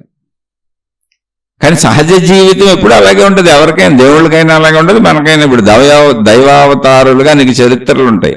వాళ్ళ భార్యలు ఉన్న వాళ్ళందరూ కాపురాలు చేయకుండా దేవుళ్ళు కానీ పిల్లలు ఎక్కడొచ్చారు, గురువులు కానీ పిల్లలు ఎక్కడొచ్చారు, మహాత్ములు కానీ పిల్లలు ఎక్కడొచ్చారు, ఋషులు మునులు యోగులు తపస్సంపన్నులు వీళ్ళందరికీ పిల్లలు ఎలా వచ్చారు? వస్తేనే కదా గోత్రాలు చెబుతున్నాం మనం. కానీ అది గ్రంథాల్లో ఎందుకు ఉంటుంది? నువ్వు విచక్షణతో కదా ఆలోచించాలి. ఇది ఎవరు నేర్పాలి ఆలోచన? గురువులు నేర్పాలి, మహాత్ములు నేర్పాలి. నీ భౌతిక జీవితంలో ఎటువంటి మార్పులు ఉండవు, కేవలం నువ్వు మంచిగా ధర్మంగా బతకాలి. మిగిలినన్ని శరీరపరమైన ఆకలికి ఆహారం ఎలా తీసుకుంటున్నావో, కంటి ఆకలి కంటికి తీర్చాలి ధర్మంగా, చెవి ఆకలి చెవికి తీర్చాలి ధర్మంగా, నోటి ఆకలి నోటికి తీర్చాలి ధర్మంగా, నాలుగు రుచులు నాలుగుకి తీర్చాలి ధర్మంగా, స్పర్శ ఆకలి స్పర్శకి తీర్చాలి ధర్మంగా, అలాగే స్త్రీ పురుష శారీరక కోరికలు ధర్మంగా తీర్చుకో. అవన్నీ శరీరానికి కూర్చబడింది, పెట్టబడింది, సృష్టి పెట్టింది. మనం చేస్తున్న తప్పులుగా కాదయ్యి, వాటిలోనే ధర్మంగా బతకాలి. తప్పులంటే ఏంటి? వీటిలో అధర్మంగా ఉండటమే తప్పు. అసలు తప్పు అనేది ఎక్కడొచ్చింది? మానవ లోకంలో వీటితో అధర్మంగా ఉండటం, శరీరంతో అధర్మంగా ప్రవర్తించడం తప్పయింది. శరీరంలో ఉన్నాయని ఇంద్రియాలు, ఇంద్రియ చర్యలు, ఇంద్రియ కోరికలు. శరీరంతో ధర్మంగా బతకడమే రైట్, అంతే, ఇంకేముంది అందులో. కానీ ఇవి ఎవరు చెబుతారు? మీ గ్రంథాల్లో ఉంటాయి. మీరు కాపురం చేసుకోండి, మీరు అన్నం తినండి, వేళకు పడుకోండి, వేళకు లేవండి, భార్యాభర్తలు శుభ్రంగా ఉండండి, మీ పిల్లల్ని చక్కగా పెంచుకోండి, ఇవన్నీ రాయిరుగా రొటీన్ గ్రంథాల్లో. గ్రంథాలన్నింటిలో దైవ విశేషాలు ఏ మతానికి సంబంధించినవి ఆ మతానిలే ఉంటాయి. గురువులు, ఈ దైవ ప్రచారకులు, మత ప్రచారకులు అన్ని దేవుళ్ళ గురించి చెబుతారు, దేవతల గురించి చెబుతారు. నీ రొటీన్ లైఫ్. అందుకే శరీరపరమైన జీవితం ఎప్పుడూ అబద్ధం కాదు. శరీరపరమైన జీవితంలో నిజంగా ధర్మంగా బతకడం అనే ఒక్క ప్రక్రియ, మిగిలిన శరీరానికి అవసరమైన అన్ని చేయాలి. అందుకే అక్కడ ధర్మంగా ఉండండి, మంచిగా ఉండండి అన్నారు, అంతే. మిగిలిన అన్ని చేసుకోవాలి. ఇప్పుడు ఆ పాప డిప్రెషన్కి వెళ్ళిపోయింది, దేవుడికి ద్రోహం చేస్తున్నాను అనుకోని. ఇప్పుడు నాకేం చెప్పాలి? ఆడపిల్ల ఎలా చెప్పాలి? నాకు తెలుసు జ్ఞానం, కానీ ఎలా చెప్పాలి? అప్పుడు ఆ పాపకి చెప్పాను, ఎలాగో ఉపన్యాసం ఉంది, అక్కడ ఉపన్యాసం చెప్పమని అడిగారు, దానికే వెళ్ళాను నేను. నువ్వు ఒక పుస్తకం పెన్ను తెచ్చి కూర్చొని ఉపన్యాసం అంతా రాసుకోమ, ఇందులో నీకు ఉపయోగపడే పాయింట్లు ఏమైనా ఉంటే తీసుకొని, మొత్తం ఉపన్యాసం ఒక మనిషి సహజంగా జీవిస్తూ ఎలా భగవంతుడి వైపు వెళ్ళాలని దాని గురించి చెప్పాను. చక్కగా భార్యాభర్తలు ఎలా ఉండాలి, పిల్లలు ఎలా ఉండాలి. ఇప్పుడు కుటుంబాలు వదిలేసి పారిపోమనా? ఏం చేస్తావు? పారిపోయి ఎక్కడికి వెళ్తావు? అలాంటి కథలు ఉన్నా కూడా చదవబాకండి, ఎక్కడో అరుదుగా ఉంటాయి. వాళ్ళు తెలియక చేసిన వాళ్ళు, వాళ్ళందరూ తెలిసి చేసిన వాళ్ళు కాదు. లేకపోతే అసలు సృష్టి స్త్రీని పురుషుడిని ఎందుకు? ఒకవేళ ఇదంతా తప్పు అనుకోండి, కుటుంబాలు వదిలేసి పారిపోవాలనుకోండి, అప్పుడు సృష్టి స్త్రీని పురుషుడిని ఎందుకు సృష్టిస్తుంది? వాళ్ళిద్దరూ కలిస్తే వాళ్ళకి ఆకర్షణ ఉండేది ఎందుకు పెడుతుంది? అసలు అవయవాలు ఎందుకు పెడుతుంది? వాళ్ళిద్దరూ కలిస్తే పిల్లలు పుట్టేలా ఎందుకు పడుతుంది? అక్కడి నుంచి మానవ జాతి ముందుకెళ్లేలా ఎందుకు పడుతుంది? ఇప్పుడు అవతార పురుషులైన, మహాత్ములైన, దేవుళ్ళైన, దేవతలైన, భూమి మీద శరీరం ధరించిన వాళ్ళందరూ ఈ శారీరక ప్రక్రియ ద్వారా పుట్టినోళ్లే కదా. మనకి ఎన్ని జ్ఞానబోధలు చేస్తున్న మనుషులైనా వాళ్ళ అమ్మా నాన్న కలిస్తే పుట్టినోళ్లేగా. అవతార పురుషులు కూడా వాళ్ళ అమ్మా నాన్న కలిస్తే పుట్టినోళ్లేగా, ఆకాశం నుంచి ఊడిపడినోళ్ళు కాదుగా ఎవరు. సృష్టి పెట్టిన ప్రక్రియ ఎందుకు తప్పుగా ఉంటుంది? శరీరపరంగా ఇవన్నీ ఇలాగే ఉంటాయి. ఆకలికి ఆహారం ఎలాంటిదో అన్నీ అలాంటివే. సృష్టి ముందుకెళ్లే విధానం అది. చెట్ల నుంచి విత్తనాలు వచ్చి చెట్లు ముందుకెళ్తాయి, జంతువుల నుంచి జంతువులు కలవటం వల్ల జంతువులు మళ్ళీ మన మనుషులు పుట్టినప్పుడు జంతువులు ముందుకెళ్తాయి. అలా సృష్టి ఎప్పుడు కొనసాగుతూనే ఉంటుంది. దాన్ని అర్థం చేసుకోవాలి. అలా పాపకి అక్కడ అంతా అర్థమయ్యేలా చెప్పాను. అమ్మ, దైవభక్తి అంటే ధర్మంగా బతకటమే తప్ప నువ్వు దేవుడికి అన్యాయం చేయటం ఏంటి? ఇప్పుడు దేవుడు మనతో అన్న కాపురం చేస్తున్నాడా అంటే ఇలా అంటున్నాను, నేను అనుకోపాకండి, నేను విమర్శించటం కాదు.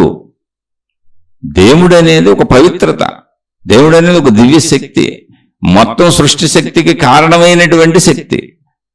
అప్పుడు దేవుడికి ద్రోహం చేయటం, భర్తతో ఉండటం, భార్యతో ఉండటం, పిల్లలను చూసుకోవటం, బాధ్యతలు నిర్వర్తించడం దేవుడికి ద్రోహం చేయటం అవుద్దా? మతానికి ద్రోహం చేయటం అవుద్దా? గురువుకు ద్రోహం చేయటం అవుద్దా? అవుద్దని చెబుతాడు నిజమైన గురువులు కాదు, వాళ్ళు నిజమైన మత పెద్దలు కాదు, మన సరైన మార్గంలో నడుపుతున్న నిజమైన వాళ్ళు కాదు. వాళ్ళు మనం మోసం చేస్తున్నారు. ఎందుకని? సృష్టి ఏర్పాటు చేసిన శరీరాలు మనవి. ఆత్మ సిద్ధాంతం ప్రకారం ఆ దైవత్వం అనేది ఏంటి? మనలో ఉన్న ప్రాణశక్తే. సంపూర్ణమైనటువంటి ఆ ప్రాణశక్తే దేవత దేవుడు. ఎవరికైతే నేను అనంత ఆత్మస్వరూపుణ్ణి ఎరుకుందో వాళ్ళే దేవతలు దేవుళ్ళు. అదే దైవత్వం. అన్నీ చక్కగా చెప్పి ఆ పాపకి అర్థమయ్యేలా ఉపన్యాసం అంతా సుమారు 3 గంటల పైన చెప్పాను. మళ్ళీ ఏమో ఇటార్థం అవుద్దు అని మొత్తం అంతా చెప్పి వెళ్ళిపోయేటప్పుడు అందరూ వీడుకోలు చెబుతుంటే ఆ పాప కళ్ళనీళ్లతో వచ్చి వీడుకోలు చెప్పి నాకు అర్థమైందనే నేను హ్యాపీగా ఉంటానని వెళ్ళిపోయింది. తర్వాత 6 నెలల తర్వాత మళ్ళీ వాళ్ళ ఆయన్ని తీసుకొని వచ్చి ఎక్కడో వేరే చోట ఒక ప్రోగ్రాంలో కలిసి ఇప్పుడు నేను చాలా సంతోషంగా ఉంటున్నాను, నా డిప్రెషన్ పోయిందని వాళ్ళ ఆయనకి మొత్తం జరిగిందంతా చెప్పిందని. ఆయన చాలా థ్యాంక్స్ అండి, ఇలా మీలా చెప్పేవాళ్ళు లేకపోతే అసలు ఈ జీవితాలు ఏమైపోతాయో అన్నాడు. ఇక్కడ నేను చెప్పానని కాదు, శరీరపరమైన ధర్మాలు అలాగే ఉంటాయి, అవన్నీ పాటించుకోవాల్సిందే. మనోపరమైనటువంటి ధర్మాలు తెలుసుకోవాలి. ఎక్కడైనా నువ్వు మంచిగా ఉండాలి. నేను ఆత్మను అనేది ఎరుక, నేను ఆత్మను, నేను అనంతాత్మశక్తిని అనేది నువ్వు తెలుసుకున్నంత మాత్రాన్ని శరీర ధర్మాలు ఏం మారిపోవు. నీకు ఆకలేం ఆగిపోదు, మలమూత్ర విసర్జనలేం ఆగిపోవు, నీ శరీరం పెరిగిపోయి వృద్ధాప్యం రాకుండా ఉండదు, నీ పళ్ళు ఊడిపోకుండా ఉండవు, నీ కంటి చూపు తగ్గిపోకుండా ఉండదు, నీ జుట్టు రాలిపోకుండా ఉండదు, నీకు వృద్ధాప్యం వచ్చి మరణం రాకుండా ఉండదు. జీవన్ముక్తులకైనా ఈ దశలన్నీ ఇంతే. ఈ పుట్టుకతో జీవన్ముక్తులైన ఈ దశలన్నీ ఇంతే. శరీరం ఇలాగే ఉంటుంది. కాకపోతే ఏంటి, నేను అనంతాత్మస్వరూపుడను స్వరూపరాలనన్న ఎరుక కలిగినప్పుడు శరీర భావన ఎక్కువ ఉండదు, అందువలన తప్పులు చేయం.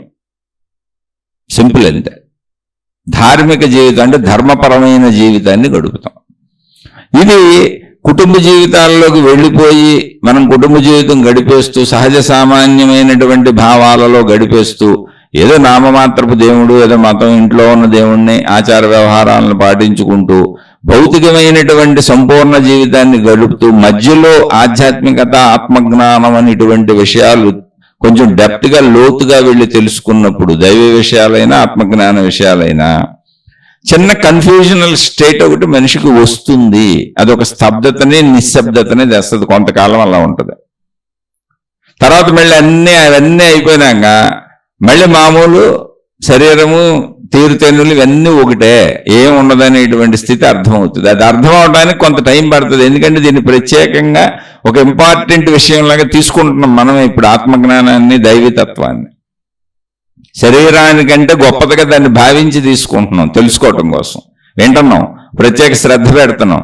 అందుకని ఆ ప్రత్యేకతని మనసు ఆపాదించేసుకొని భౌతిక జీవితం కంటే ఇది ప్రత్యేకమైందని, భౌతిక జీవితంలో మామూలుగా మాట్లాడటం, సరదాగా ఉండటం, గలగలలాడటం, భౌతిక పనులన్నీ తక్కువ అనే భావన మన మనసే చేసుకుంటుంది. కాలగమనంలో ఇవన్నీ కూడా కొంచెం జ్ఞానం స్థిరపడినాక ఏమీ లేదు, అంతా మామూలుగా జీవించటమే, జస్ట్ ధర్మంగా జీవిస్తూ జ్ఞానాన్ని నిరంతరం తెలుసుకోవటమే అనేటువంటి విషయం మనకు అర్థమవుతుంది. అందుకే ఇవన్నీ సహజ విషయాలని చెప్పడానికే అనేక దైవీ చరిత్రలు మనకు అందించారు. ఇప్పుడు శ్రీకృష్ణ భగవానుడిని తీసుకుంటే ఆత్మజ్ఞానం భగవద్గీత రూపంలో ఆయన బోధించినంత గొప్పగా చెప్పబడిన గ్రంథం ప్రపంచంలోనే లేదు. ఏ గ్రంథాలైంది దాని తర్వాతే, ఎన్ని గ్రంథాలు వచ్చినా భగవద్గీత తర్వాతే. అటువంటి శ్రీకృష్ణ భగవానుడి జీవితాన్ని చూడండి. యుద్ధాలు చేశారు, వివాహం చేసుకున్నారు, పిల్లల్ని కన్నారు, 8 మంది భార్యలు ఉన్నారు, 16,000 మంది గోపికలు ఆయన్ని ప్రేమిస్తారు. ఎంతో మంది స్త్రీలు, పురుషులు ఆయన్ని ఆరాధించి ప్రేమించిన వాళ్ళు ఉన్నారు ఆయన క్యారెక్టర్కి. ఆ రోజుల్లోనే వాళ్ళు ప్రేమిస్తారంటే ఈయన వెనకబడ్డారని కాదు, ఆయనగా వాళ్ళకే ఈయనంటే అభిమానం. ఇప్పుడు ఈ 16,000 మంది గోపికలు ఎవరు అసలు కృష్ణుడిని అభిమానించేవాళ్ళంటే, నరకాసురుడు అనేటువంటి రాక్షసుడు 16,000 మంది స్త్రీలను, కన్యలను బంధించాడు, తన దగ్గర ఉంచుకున్నాడు. కృష్ణ భగవానుడు వెళ్ళి యుద్ధం చేసి ఆ నరకాసురుణ్ణి సంహరించి ఈ వీళ్ళందరినీ వాడి చెర నుంచి విడిపించి మళ్ళీ వాళ్ళని తీసుకొచ్చి తన రాజ్యంలో వాళ్ళందరికీ ఇల్లు కట్టించి వాళ్ళు బ్రతకడానికి అవసరమైనటువంటి పొలము, అప్పుడు ఉన్నటువంటి సంపదలేవో ఇచ్చి తలకు కొంచెం మీరు బతకండి అని వాళ్ళకి నివాసాలు ఏర్పాటు చేశారు, అన్ని సౌకర్యాలు ఏర్పాటు చేసి ఇచ్చారు. ఎందుకని ఆయనది రాజు స్థితి. అటువంటి వాళ్ళు ఇప్పుడు మనకు చేసిన మనం వాళ్ళని ఎంతో గౌరవంగా గుర్తుపెట్టుకొని అంత ఆరాధన పూర్వకంగా ఉండడం వాళ్ళ పట్ల ఉంటాం కదా, వాళ్ళే గోపికలు. అలా అప్పట్లో కృష్ణ భగవానుణ్ణి అనుసరించి ఆరాధించిన వాళ్ళు స్త్రీలే కాదు, పురుషులు కూడా సమ్మోహనం చెందిన వాళ్ళు ఎంతో ఉన్నారు. అలా రామావతారంలో శ్రీరామచంద్రుణ్ణి చూసి అసలు మునులందరూ సమ్మోహనం చెందారు, రామచంద్రుడితో గడపాలనుకున్నారు. ఆయన క్యారెక్టరు, ఆయన ధర్మనిరతి ఇవన్నీ చూసి అసలు రాముడితో ఉండాలి, రాముడితో గడపాలి, రాముడితో స్నేహం చేయాలి, రాముడితో జీవితం గడపాలనుకున్నటువంటి మునుల కోరిక మేరకే అప్పుడు రామావతారంలో ఇదంతా కుదరదు, కృష్ణావతారంలో మీరందరూ గోపికలుగా వద్దురుగానిలే అని చెబితే వాళ్ళందరే గోపికలుగా వచ్చి కృష్ణుడితో ఆనందించారు అనేటువంటి విధానం కూడా మహాత్ముల చేత చెప్పబడింది. అలా కొన్ని క్యారెక్టరైజేషన్లకు అట్రాక్ట్ అవుతాం. ఇవన్నీ ఏంటి, ఎందుకు చెప్పారు అసలు? కృష్ణుడికి ఎంతమంది గోపికలు అట్రాక్ట్ అవటం ఏంటి? రాముడు వివాహం చేసుకొని పిల్లల్ని కానీ చక్కగా ఆయన సీతమ్మ తల్లి కోసం అంత యుద్ధమే నిర్వహిస్తే ఇప్పుడు మన కుటుంబ జీవితం వద్దని చెప్పారా? కృష్ణ భగవానుడు ఆయన యుద్ధాలు చేశాడు, ఆయన భార్యలు ఉన్నారు, పిల్లల్ని కన్నాడు, ఆయన అంత చక్కగా చతురతతో కూడా ఉన్నారు. ఆయన ఎన్నో తెలివితేటలు ఉపయోగించారు. అన్ని ధర్మం కోసం, మంచి కోసం, ధర్మస్థాపన కోసం. నువ్వు కూడా జీవితం అలాగే గడపాలి. మరి ఆయనకి భగవద్గీత తెలుసుగా, వైరాగ్యం పెంచేసుకొని, లోన్లీనెస్ పెంచేసుకొని, మొత్తం ఆత్మతత్వం తెలిసి నేను అనంత ఆత్మస్వరూపుణ్ణని బోధ చేసిన ఆయన ఏం లోన్లెక్కి కూర్చోలేదుగా, ఒంటరితనంగా కూర్చోలేదుగా, సాధువు అయిపోలేదుగా. సాధువులందరికీ దేవుడు అయిపోయాడు, ఆయన ఆరాధ్యుడైపోయాడు. అలానే మరి ఆయన పెళ్లి చేసుకున్నాడు, పిల్లల్ని కన్నారు, గోపికలు ఉన్నారు. ఆయన ఆరాధించకూడదని ఎవరు అనుకోలేదే. మొత్తం ప్రపంచం అంతా ఆరాధిస్తుంది ఆయన్ని. భగవద్గీత ఆయన చెప్పగలిగినంత గొప్పగా ఆత్మజ్ఞానాన్ని ఎవరూ చెప్పలేదు ఆయన తర్వాత. ఎవరైనా ఎన్ని గ్రంథాలైనా ఆయన చెప్పిన భగవద్గీత తర్వాతే. కానీ ఆయన జీవన విధానం ఎలా బాగుంటుంది, ఎంత బాగుంటుంది చూడండి. చిన్నప్పుడు ఆడుకున్నారు గోపబాలులతో, వెన్నముద్దలు ఎత్తుకుపోయే వాళ్ళు అందరి ఇళ్లలో. ఆయన చేయని అల్లరుందా? కానీ అందమైన అల్లరి అది, ముచ్చటైన అల్లరి అది. అన్నీ చేశారు. ఒక మనిషి ఏం చేస్తాడో, ఒక మనిషి ఎన్ని చేయొచ్చు అన్ని ధర్మంగా, మంచిగా, చక్కగా, ఆనందంగా జీవితం గడిపారు. కృష్ణుడి జీవితం మొత్తం సంపూర్ణమైనటువంటి, అందుకే శ్రీకృష్ణ భగవానుడు పూర్ణావతారం అంటారు. పూర్ణావతారం ఏంటంటే అన్నీ చేయాలి జీవితంలో, ఎన్ని ఉన్నాయో శరీరానికి అన్నీ చేయాలి. అలానే ఆత్మజ్ఞానం కూడా తెలుసుకోవాలి, ఎందుకని అది కూడా మనమే. ఆత్మజ్ఞానము మనమే, మనసు మనమే, మన శరీరపరమైన జీవితం, శరీరము మనమే. శరీరం కావాల్సిన శరీరంతో అన్నీ చేశారు. మనసుతో సాగిన భక్తి గోపికలతో సాగింది. గోపికా భక్తి అంతా మానసిక భక్తి. రాధాకృష్ణుల ప్రేమ అంతా మానసికమైంది. నిజంగా జరిగి శరీరపరమైన యుద్ధాలు ఎంతో మందిని సంహరించారు, ఎంతో మంది యుద్ధాలు చేశారు. నిజంగా వివాహం జరిగి ఆయనకి 8 మంది భార్యలు ఉన్నారు, నిజంగా వాళ్ళకి పిల్లలు ఉన్నారు. నిజంగా చిన్నతనం నుంచి గోపబాలులతో అందరితో ఆడుకుంటూ ఆటపాటలతో పెరిగారు. ఎంతో మంది రాక్షసుల్ని సంహరించారు, కంసుడిని సంహరించారు, ఎన్నో జరిగినాయి. అలా శరీరపరంగానూ ఉన్నాయి, మనోపరంగానూ ఉన్నాయి. ఆత్మజ్ఞాన పరంగా సంపూర్ణ భగవద్గీతను బోధించి అసలు ఈ సృష్టి అంతా నాలోనే ఉద్భవించి నాలోనే లయిస్తున్నటువంటి అనంత ఆత్మశక్తి స్వరూపుణ్ణి నేను అని విశ్వరూప సందర్శనం చూపించారు. మరి ఇంకా అంతకంటే మనం ఏం ఆదర్శంగా తీసుకోవాలి? అయితే మనం అనంత సంపూర్ణ తత్వానికి వెళ్ళినప్పుడు కృష్ణ భగవానుడిలా, రామచంద్రుడిలా జీవించటం అనేది వస్తుంది. అలా రావాలి, అలా జీవించాలని ఆ కథలు మనకు అందించారు. మీరు కన్ఫ్యూజ్ అవ్వబాకండి అని. అలా అనేక మంది దేవుళ్ళ దేవతల కథలు కూడా ఉన్నాయి మనకి. దేవుళ్ళు దేవతలకి పిల్లల్ని ఎందుకు పెట్టారు? ఇప్పుడు శివభగవానుడికి పార్వతీదేవిని ఎందుకు పెట్టారు? బ్రహ్మగారికి సరస్వతీదేవిని ఎందుకు పెట్టారు? విష్ణుమూర్తికి లక్ష్మీదేవిని ఎందుకు పెట్టారు? మరి శివభగవానుడికి పిల్లల్ని ఎందుకు పెట్టారు? అంటే ఇవన్నీ ఏంటి? ఇవి చక్కటి సంసార జీవితాన్ని సూచికలుగా చూపిస్తున్నాయి.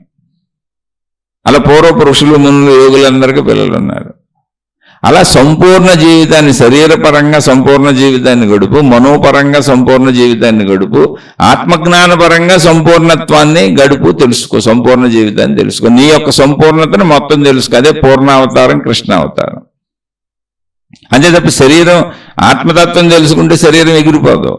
అయితే స్టార్టింగ్లో మన చుట్టూ ఉన్నటువంటి మత పెద్దలు, మత ప్రచారకులు, ఈ దైవ ప్రచారకులు ఎవరికాళ్ళు వేసుకున్న రంగులు, డ్రెస్సులు, విధానాలు, పద్ధతులు ఇవి మనం కొంత కన్ఫ్యూజ్ చేసి ఈ సాధనా మార్గాల్లో వాళ్ళు చెప్పే విషయాల్లో మనకు తెలిసి తెలియక పూర్తిగా అటు ఆ జ్ఞానం అర్థం కాక, అర్థమవుతున్న జ్ఞానాన్ని భౌతికమైనటువంటి శరీరపరమైనటువంటి కుటుంబపరమైనటువంటి జీవితంలో ఇముడ్చుకొని అన్వయించుకోలేక వచ్చిన ఘర్షణలో ఒక నిశ్శబ్దత, ఒక ప్రశాంతత, ఒక లోన్లీనెస్, ఇదంతా నాకేంటి, అసలు ఏం జరుగుతుంది, నాలో ఏమన్నా ట్రాన్స్ఫర్మేషన్, మార్పు జరిగిపోతుందా? ఏ మార్పు జరగదు. కృష్ణుడిలో ఏం జరిగిందో ఫైనల్ గా కృష్ణుడు ఎలా ఉన్నారో అలాగే ఉంటావు నువ్వు, అన్ని తెలిస్తే. అప్పటి వరకు కొంచెం గందరగోళానికి లోనవుతా ఉంటాం. ఫైనల్ గా శ్రీరామచంద్రుడు ఎంత ధర్మంగా జీవించాడో మనం అలాగే జీవిస్తాం, అన్ని తెలిస్తే. ఎక్కడ ఏ మార్పులు రావు, కానీ అన్ని తెలిసే వరకు గజిబిజిగా ఉంటుంది. ఎందుకంటే స్టార్టింగ్ ఇప్పుడే వింటున్నాం కాబట్టి మీరు భౌతిక జీవితాన్ని ముందు అందంగా ఉంచుకోండి, చక్కగా ఉంచుకోండి. అందంగా చక్కగా అంటే మంచిగా బతకండి. మీ కుటుంబ జీవితాన్ని పాడు చేసుకోబాకండి, మీ సంసార జీవితాన్ని పాడు చేసుకోబాకండి, మీ పిల్లల భవిష్యత్తులు పాడు చేయబాకండి, మీ జీవితాలు పాడు చేసుకోబాకండి, మీ భాగస్వాముల జీవితాలు పాడు చేయబాకండి, మీ తల్లిదండ్రుల జీవితాలు పాడు చేయబాకండి, మీ అన్నదమ్ముల అక్కచెల్లెళ్ళు మీ మీద ఆధారపడిన వాళ్ళ జీవితాలు పాడు చేయబాకండి. వైరాగ్యం పేరుతో, భక్తి పేరుతో ఏదో అయిపోయాను అనుకొని, ఇవన్నీ వదిలేయాలనుకొని చిత్రాతి చిత్రమైన పనులు చేయకండి. అదంతా మిడిమిడి జ్ఞానంతో తెలిసి తెలియని వాళ్ళు చేసేటువంటి పనులు. సంపూర్ణ జ్ఞాని అయినటువంటి కృష్ణ భగవానుడి కంటే మించిన ఆదర్శం ఏమన్నా ఉంటుందా? సంపూర్ణ భగవత్ స్వరూపమైనటువంటి శ్రీరామచంద్రుడి కంటే మించిన ఆదర్శం ఏమన్నా ఉంటుందా? ఒకసారి చూడండి, ఆలోచించి చూడండి. ఇక్కడ ఏంటంటే ఇది ఎందుకు ఉదాహరణగా చెబుతున్నానంటే, సృష్టి చేసినటువంటి విధానాన్ని తార్కికంగా ఆలోచించి గ్రహించండి అంటున్నా. ఇప్పుడు సృష్టి ఏం చేసింది? పురుషుణ్ణి సృష్టించింది, స్త్రీని సృష్టించింది. మనం తెచ్చుకున్న శరీరం కాదే ఇది. ఈ శరీరంలో అవయవాల కూర్పు మంద కాదే, భావాల కూర్పు మంద కాదే, ఈ అవయవాలు ఎలా పనిచేయాలనేది ఆ నిర్మాణం మంద కాదే, ఆ అవయవాలకు ఆ స్పందనల మంద కాదే, ఆ అవయవాలతో మనకు అందేటువంటి సుఖదుఖాల నిర్మాణం మంద కాదే, మనం అనుభవించే సుఖాల నిర్మాణం మంద కాదే, తద్వారా కలిగే సంతానోత్పత్తి నిర్మాణం మంద కాదే, అసలు ఆ ప్రజ్ఞ, ఆ తెలివి, ఆ విధానం, ఆ ప్రణాళిక ఏది మంద కాదే. అంత సృష్టిలో ఉన్నది. అందులో మనం కూడా భాగస్వాములుగా ఉన్నాం అంతే. ఆ ప్రకారం నడిచి వెళ్ళిపోవచ్చు. అది తప్పని అంటే ఏమవుతుంది? అప్పుడు నేచర్ ఈజ్ రాంగ్ అయిపోద్ది. కాదు, nature is always right, God is always right. సృష్టి విధానం అది. కాబట్టి శారీరక ధర్మాలు మారవు. మంచిగా బతకాలి, చెడు చేయకూడదు, ధర్మం తప్పకూడదు. మనం ఏర్పరచుకున్న ధార్మిక జీవితాన్ని మనం గడపాలి. అది అక్కడ విధానం. ఆధ్యాత్మికత అనేది కొత్తగా ఏదో తెచ్చి మనలో ఎమిట్ చేయదు. కన్ఫ్యూజన్ కొత్తలో ఉంటుంది. ఎందుకంటే మన చుట్టూ ఉన్న వాళ్ళని చూసి అంతే, వాళ్ళ వేషభాషలను చూసి అవన్నీ నిజం కాదు. మొత్తం అర్థమైనాక మామూలుగానే జీవిస్తాం. శ్రీకృష్ణ భగవానుడు జీవించినట్టే జీవిస్తాం. భార్యా పిల్లలు ఉంటారు, రాజ్యాలు ఉంటాయి, యుద్ధాలు ఉంటాయి, గొడవలు ఉంటాయి, గోళ్ళు ఉంటాయి. వాటి మధ్యలో భగవద్గీత ఉంటుంది. మహాభారత యుద్ధం మధ్యలో భగవద్గీత చెప్పబడింది. అది కూడా ఏంటి? యుద్ధం చేయకపోతే, ధర్మ నిర్వహణ సరిగ్గా చేయకపోతే చెప్పారు. అంతకుముందు వరకు అసలు ఆయన చెప్పని కూడా చెప్పలేదు. మామూలుగానే అందరితో కలిసిమెలిసి బతికారు. అప్పటికి ఆయనకి భగవద్గీత తెలుసుగా. అలాగే 12-13 ఏళ్లకే అనంత ఆత్మజ్ఞాన ఎరుకను పొందినటువంటి శ్రీరామచంద్రుల వారు వశిష్ఠ మహర్షిని అడిగి తెలుసుకున్నారు. ఆయనకు కూడా ఒక దిగులు, విచారం, ఈ సృష్టి ఏంటి, గొడవ ఏంటి, గోల ఏంటి అంతా అనిపించింది శ్రీరామచంద్రుల వారు. ఇప్పుడు 12వ ఏట. అప్పుడు వశిష్ఠ మహర్షి మొత్తం ఆత్మజ్ఞానాన్ని బోధించారు. బోధించిన తర్వాత ఆయన విశ్వామిత్రుడితో వెళ్ళి రాక్షస సంహారం చేసి సీతమ్మను వివాహం చేసుకుని మళ్ళీ వనవాసానికి వెళ్ళి రావణ సంహారం చేసి అలా మొత్తం జీవితాన్ని గడిపారు. రామాయణం అంతా శ్రీరామచంద్రుడికి ఆత్మసాక్షాత్కారం జరిగిన తర్వాత జరిగింది. అందుకని మొత్తం తెలిసిన వాళ్ళు, సత్యం తెలిసిన వాళ్ళు శరీరపరమైనటువంటి భౌతిక ధర్మాలను అద్భుతంగా పాటిస్తారు. అన్ని శరీరపరమైన క్రియలు అద్భుతంగా చేస్తారు. వదిలేసి పారిపోరు ఎక్కడికి. ఎందుకు వదిలేసి పారిపోవడం తప్పు అంటున్నానంటే, అసలు శరీర నిర్మాణం, కుటుంబ జీవితం, వివాహం వ్యవస్థ, స్త్రీ పురుషులు ఇలా పిల్లలు పుట్టడం సృష్టి చేసిన ఏర్పాటు కదా, మన ప్రణాళిక కాదు కదా, మనం కోరుకుంది కాదు కదా. అందులో మనదేమన్నా ఉంటే తప్పులు చేయటం మన ప్రమేయంతో జరుగుతుంది. ఆ తప్పులు చేయకూడదు. అందుకని ఆధ్యాత్మికతలో విషయాలను వింటున్నప్పుడు ఇలాంటి, ఇందాక ఒక పాప ఉదాహరణ చెప్పాను, దేవుడికి అన్యాయం చేస్తున్నాను, గురువుకి అన్యాయం చేస్తున్నాను అన్న భావనలో ఉంది. కేవలం భర్తతో కాపురం చేయడం. భర్త అంటే చాలా ఇష్టం. ఆ ఇష్టం అంటే భర్త పట్ల ఇష్టం ఏర్పడటం అనేది దైవద్రోహం అనుకుంటుంది. ఎవరు చెబుతారు ఇప్పుడు ఆ పిల్లలకి? తల్లిదండ్రులతో చెప్పుకోలేకపోయింది, అత్తమామలతో చెప్పుకోలేకపోయింది, భర్తకు అసలు చెప్పలేకపోయింది. నీతో ఉండటం దైవద్రోహం గురుద్రోహం అనుకుంటున్నాను, లోపల అలా అనిపిస్తుందని ఎలా చెప్పాలి? ఇలా అనిపించేలా పాపను నమ్మించింది ఎవరో? మతములు, దేవుళ్ళు, మార్గములు, గ్రంథములు, విధానములు. అలానే అవి నేను తప్పు పట్టట్లా, అవి వివరంగా పిల్లలకి చెప్పాలి, పిల్లలు కూడా వివరంగా అర్థం చేసుకోవాలి. ఇవన్నీ తల్లిదండ్రులు గమనిస్తూ ఉండాలి. మన పిల్లలు ఏమైపోతున్నారు, ఇడిపోతున్నారు, ఏం తెలుసుకుంటున్నారని. ఒకవేళ అది వింటున్న వాళ్ళు పెద్దవాళ్ళైనా సరే, స్త్రీలైనా పురుషులైనా సరే, మీ జీవిత భాగస్వాములతో మీరు ఎలా ఉంటున్నారు, ఇదివరకులానే ఉండాలి. మీ పిల్లలతో ఇదివరకులానే ఉండాలి. మీరేం కొత్తగా తెలుసుకొని ఇక్కడ పొందేస్తుంది ఏమీ లేదు. అసలు ఇప్పుడు కొత్తగా పొందేది ఏముంది? ఆల్రెడీ ఆ మనసు అదే, ఆ శరీరం అదే, ఆ మనసు అదే, ఆ బుద్ధి అదే, అహంకారం అదే, ఆత్మశక్తి అదే. మీరు తెలుసుకున్నా తెలుసుకోపోయినది ఆల్రెడీ మీకు ఉంది. ఇప్పుడు దాని గురించి వివరణ తెలుసుకుంటున్నాం. మన గురించిన సంపూర్ణత్వాన్ని మనం తెలుసుకుంటున్నాం. తెలుసుకోపోయినా సంపూర్ణత్వమే. మనం తెలుసుకున్నా శరీర పద్ధతులు ఏం మారవు, శరీరం అలాగే ఉంటుంది. మీరు ఆహారం తినటం అనేది ఆ క్రియ చేస్తున్నంత వరకు మిగిలినన్ని క్రియలు సహజమే. ఇప్పుడు మీరు జీవన్ముక్త స్థితిని పొందేసి ఒకవేళ అన్ని తెలుసుకున్నారు, అన్నం తింటే మానేశారా? మలమూత్ర విసర్జనలు మానేశారా? శరీర ధర్మాలు అంటే మానేశారని ఎందుకు అడుగుతున్నాను? శరీర ధర్మాలు మారలేదుగా, అక్కడ ఆకలేయటం మారలేదుగా, మలమూత్ర విసర్జనలు మారలేదుగా. అప్పుడు మిగిలినన్ని కూడా చేయాల్సిందే, చుట్టూ ఉన్న అందరితో ఎప్పటిలా ఉండాల్సిందే. కానీ అధర్మం చేయకూడదు, అన్యాయం చేయకూడదు. ఇది అంటే దీనిని జీవితంలో అన్వయించుకొని కలుపుకొని జీవించడానికి సరిగా చెప్పే వ్యక్తులు కావాలి, సరిగా చెప్పే గ్రంథాలు కావాలి. అవన్నీ చదువుకుంటూ వింటున్నప్పుడు వైరాగ్యం అంటే అన్ని వదిలేయటం, లేదా శారీరక కోరికలు తీర్చుకోవటం, భర్తతో కలవటం, భార్యతో కలవటం, పిల్లల్ని ప్రేమగా చూసుకోవటం, కుటుంబ సభ్యులతో ప్రేమగా ఉండటం, అబ్బెబ్బే ఇదంతా స్వార్థం, వైరాగ్యం కాదు. వైరాగ్యం అంటే ఈ భావాలన్నీ పోవాలి, బంధాలన్నీ పోవాలి, కేవలం దేవుడి పట్ల ప్రేమ కలగాలి, కేవలం గురువు పట్ల ప్రేమ కలగాలి, మన డబ్బులు మన దక్షిణలన్నీ వాళ్ళకే చెల్లించాలి, అదే వైరాగ్యం అనుకున్నారనుకోండి, అప్పుడు అసలు దేవుడి పట్ల వచ్చేది కూడా ప్రేమగా, వైరాగ్యం ఎలా అవుతుంది? ఇక్కడ ప్రేమను అక్కడ పెట్టావు. భక్తి అంటే అంతేగా. వైరాగ్యం అంటే ఇది వదిలేయటం వైరాగ్యమే. మరి దేవుడి పట్ల గురువు పట్ల విషయం పట్ల పెట్టింది నువ్వు భక్తి అంటుంది కూడా ప్రేమే. దేవుడి పట్ల భక్తి అన్నావు అంతే. గురువు పట్ల, దేవుడి పట్ల, మతం పట్ల పెడితే భక్తి అని పేరు పెట్టుకున్నావు, దాన్ని ప్రేమే అంటారు.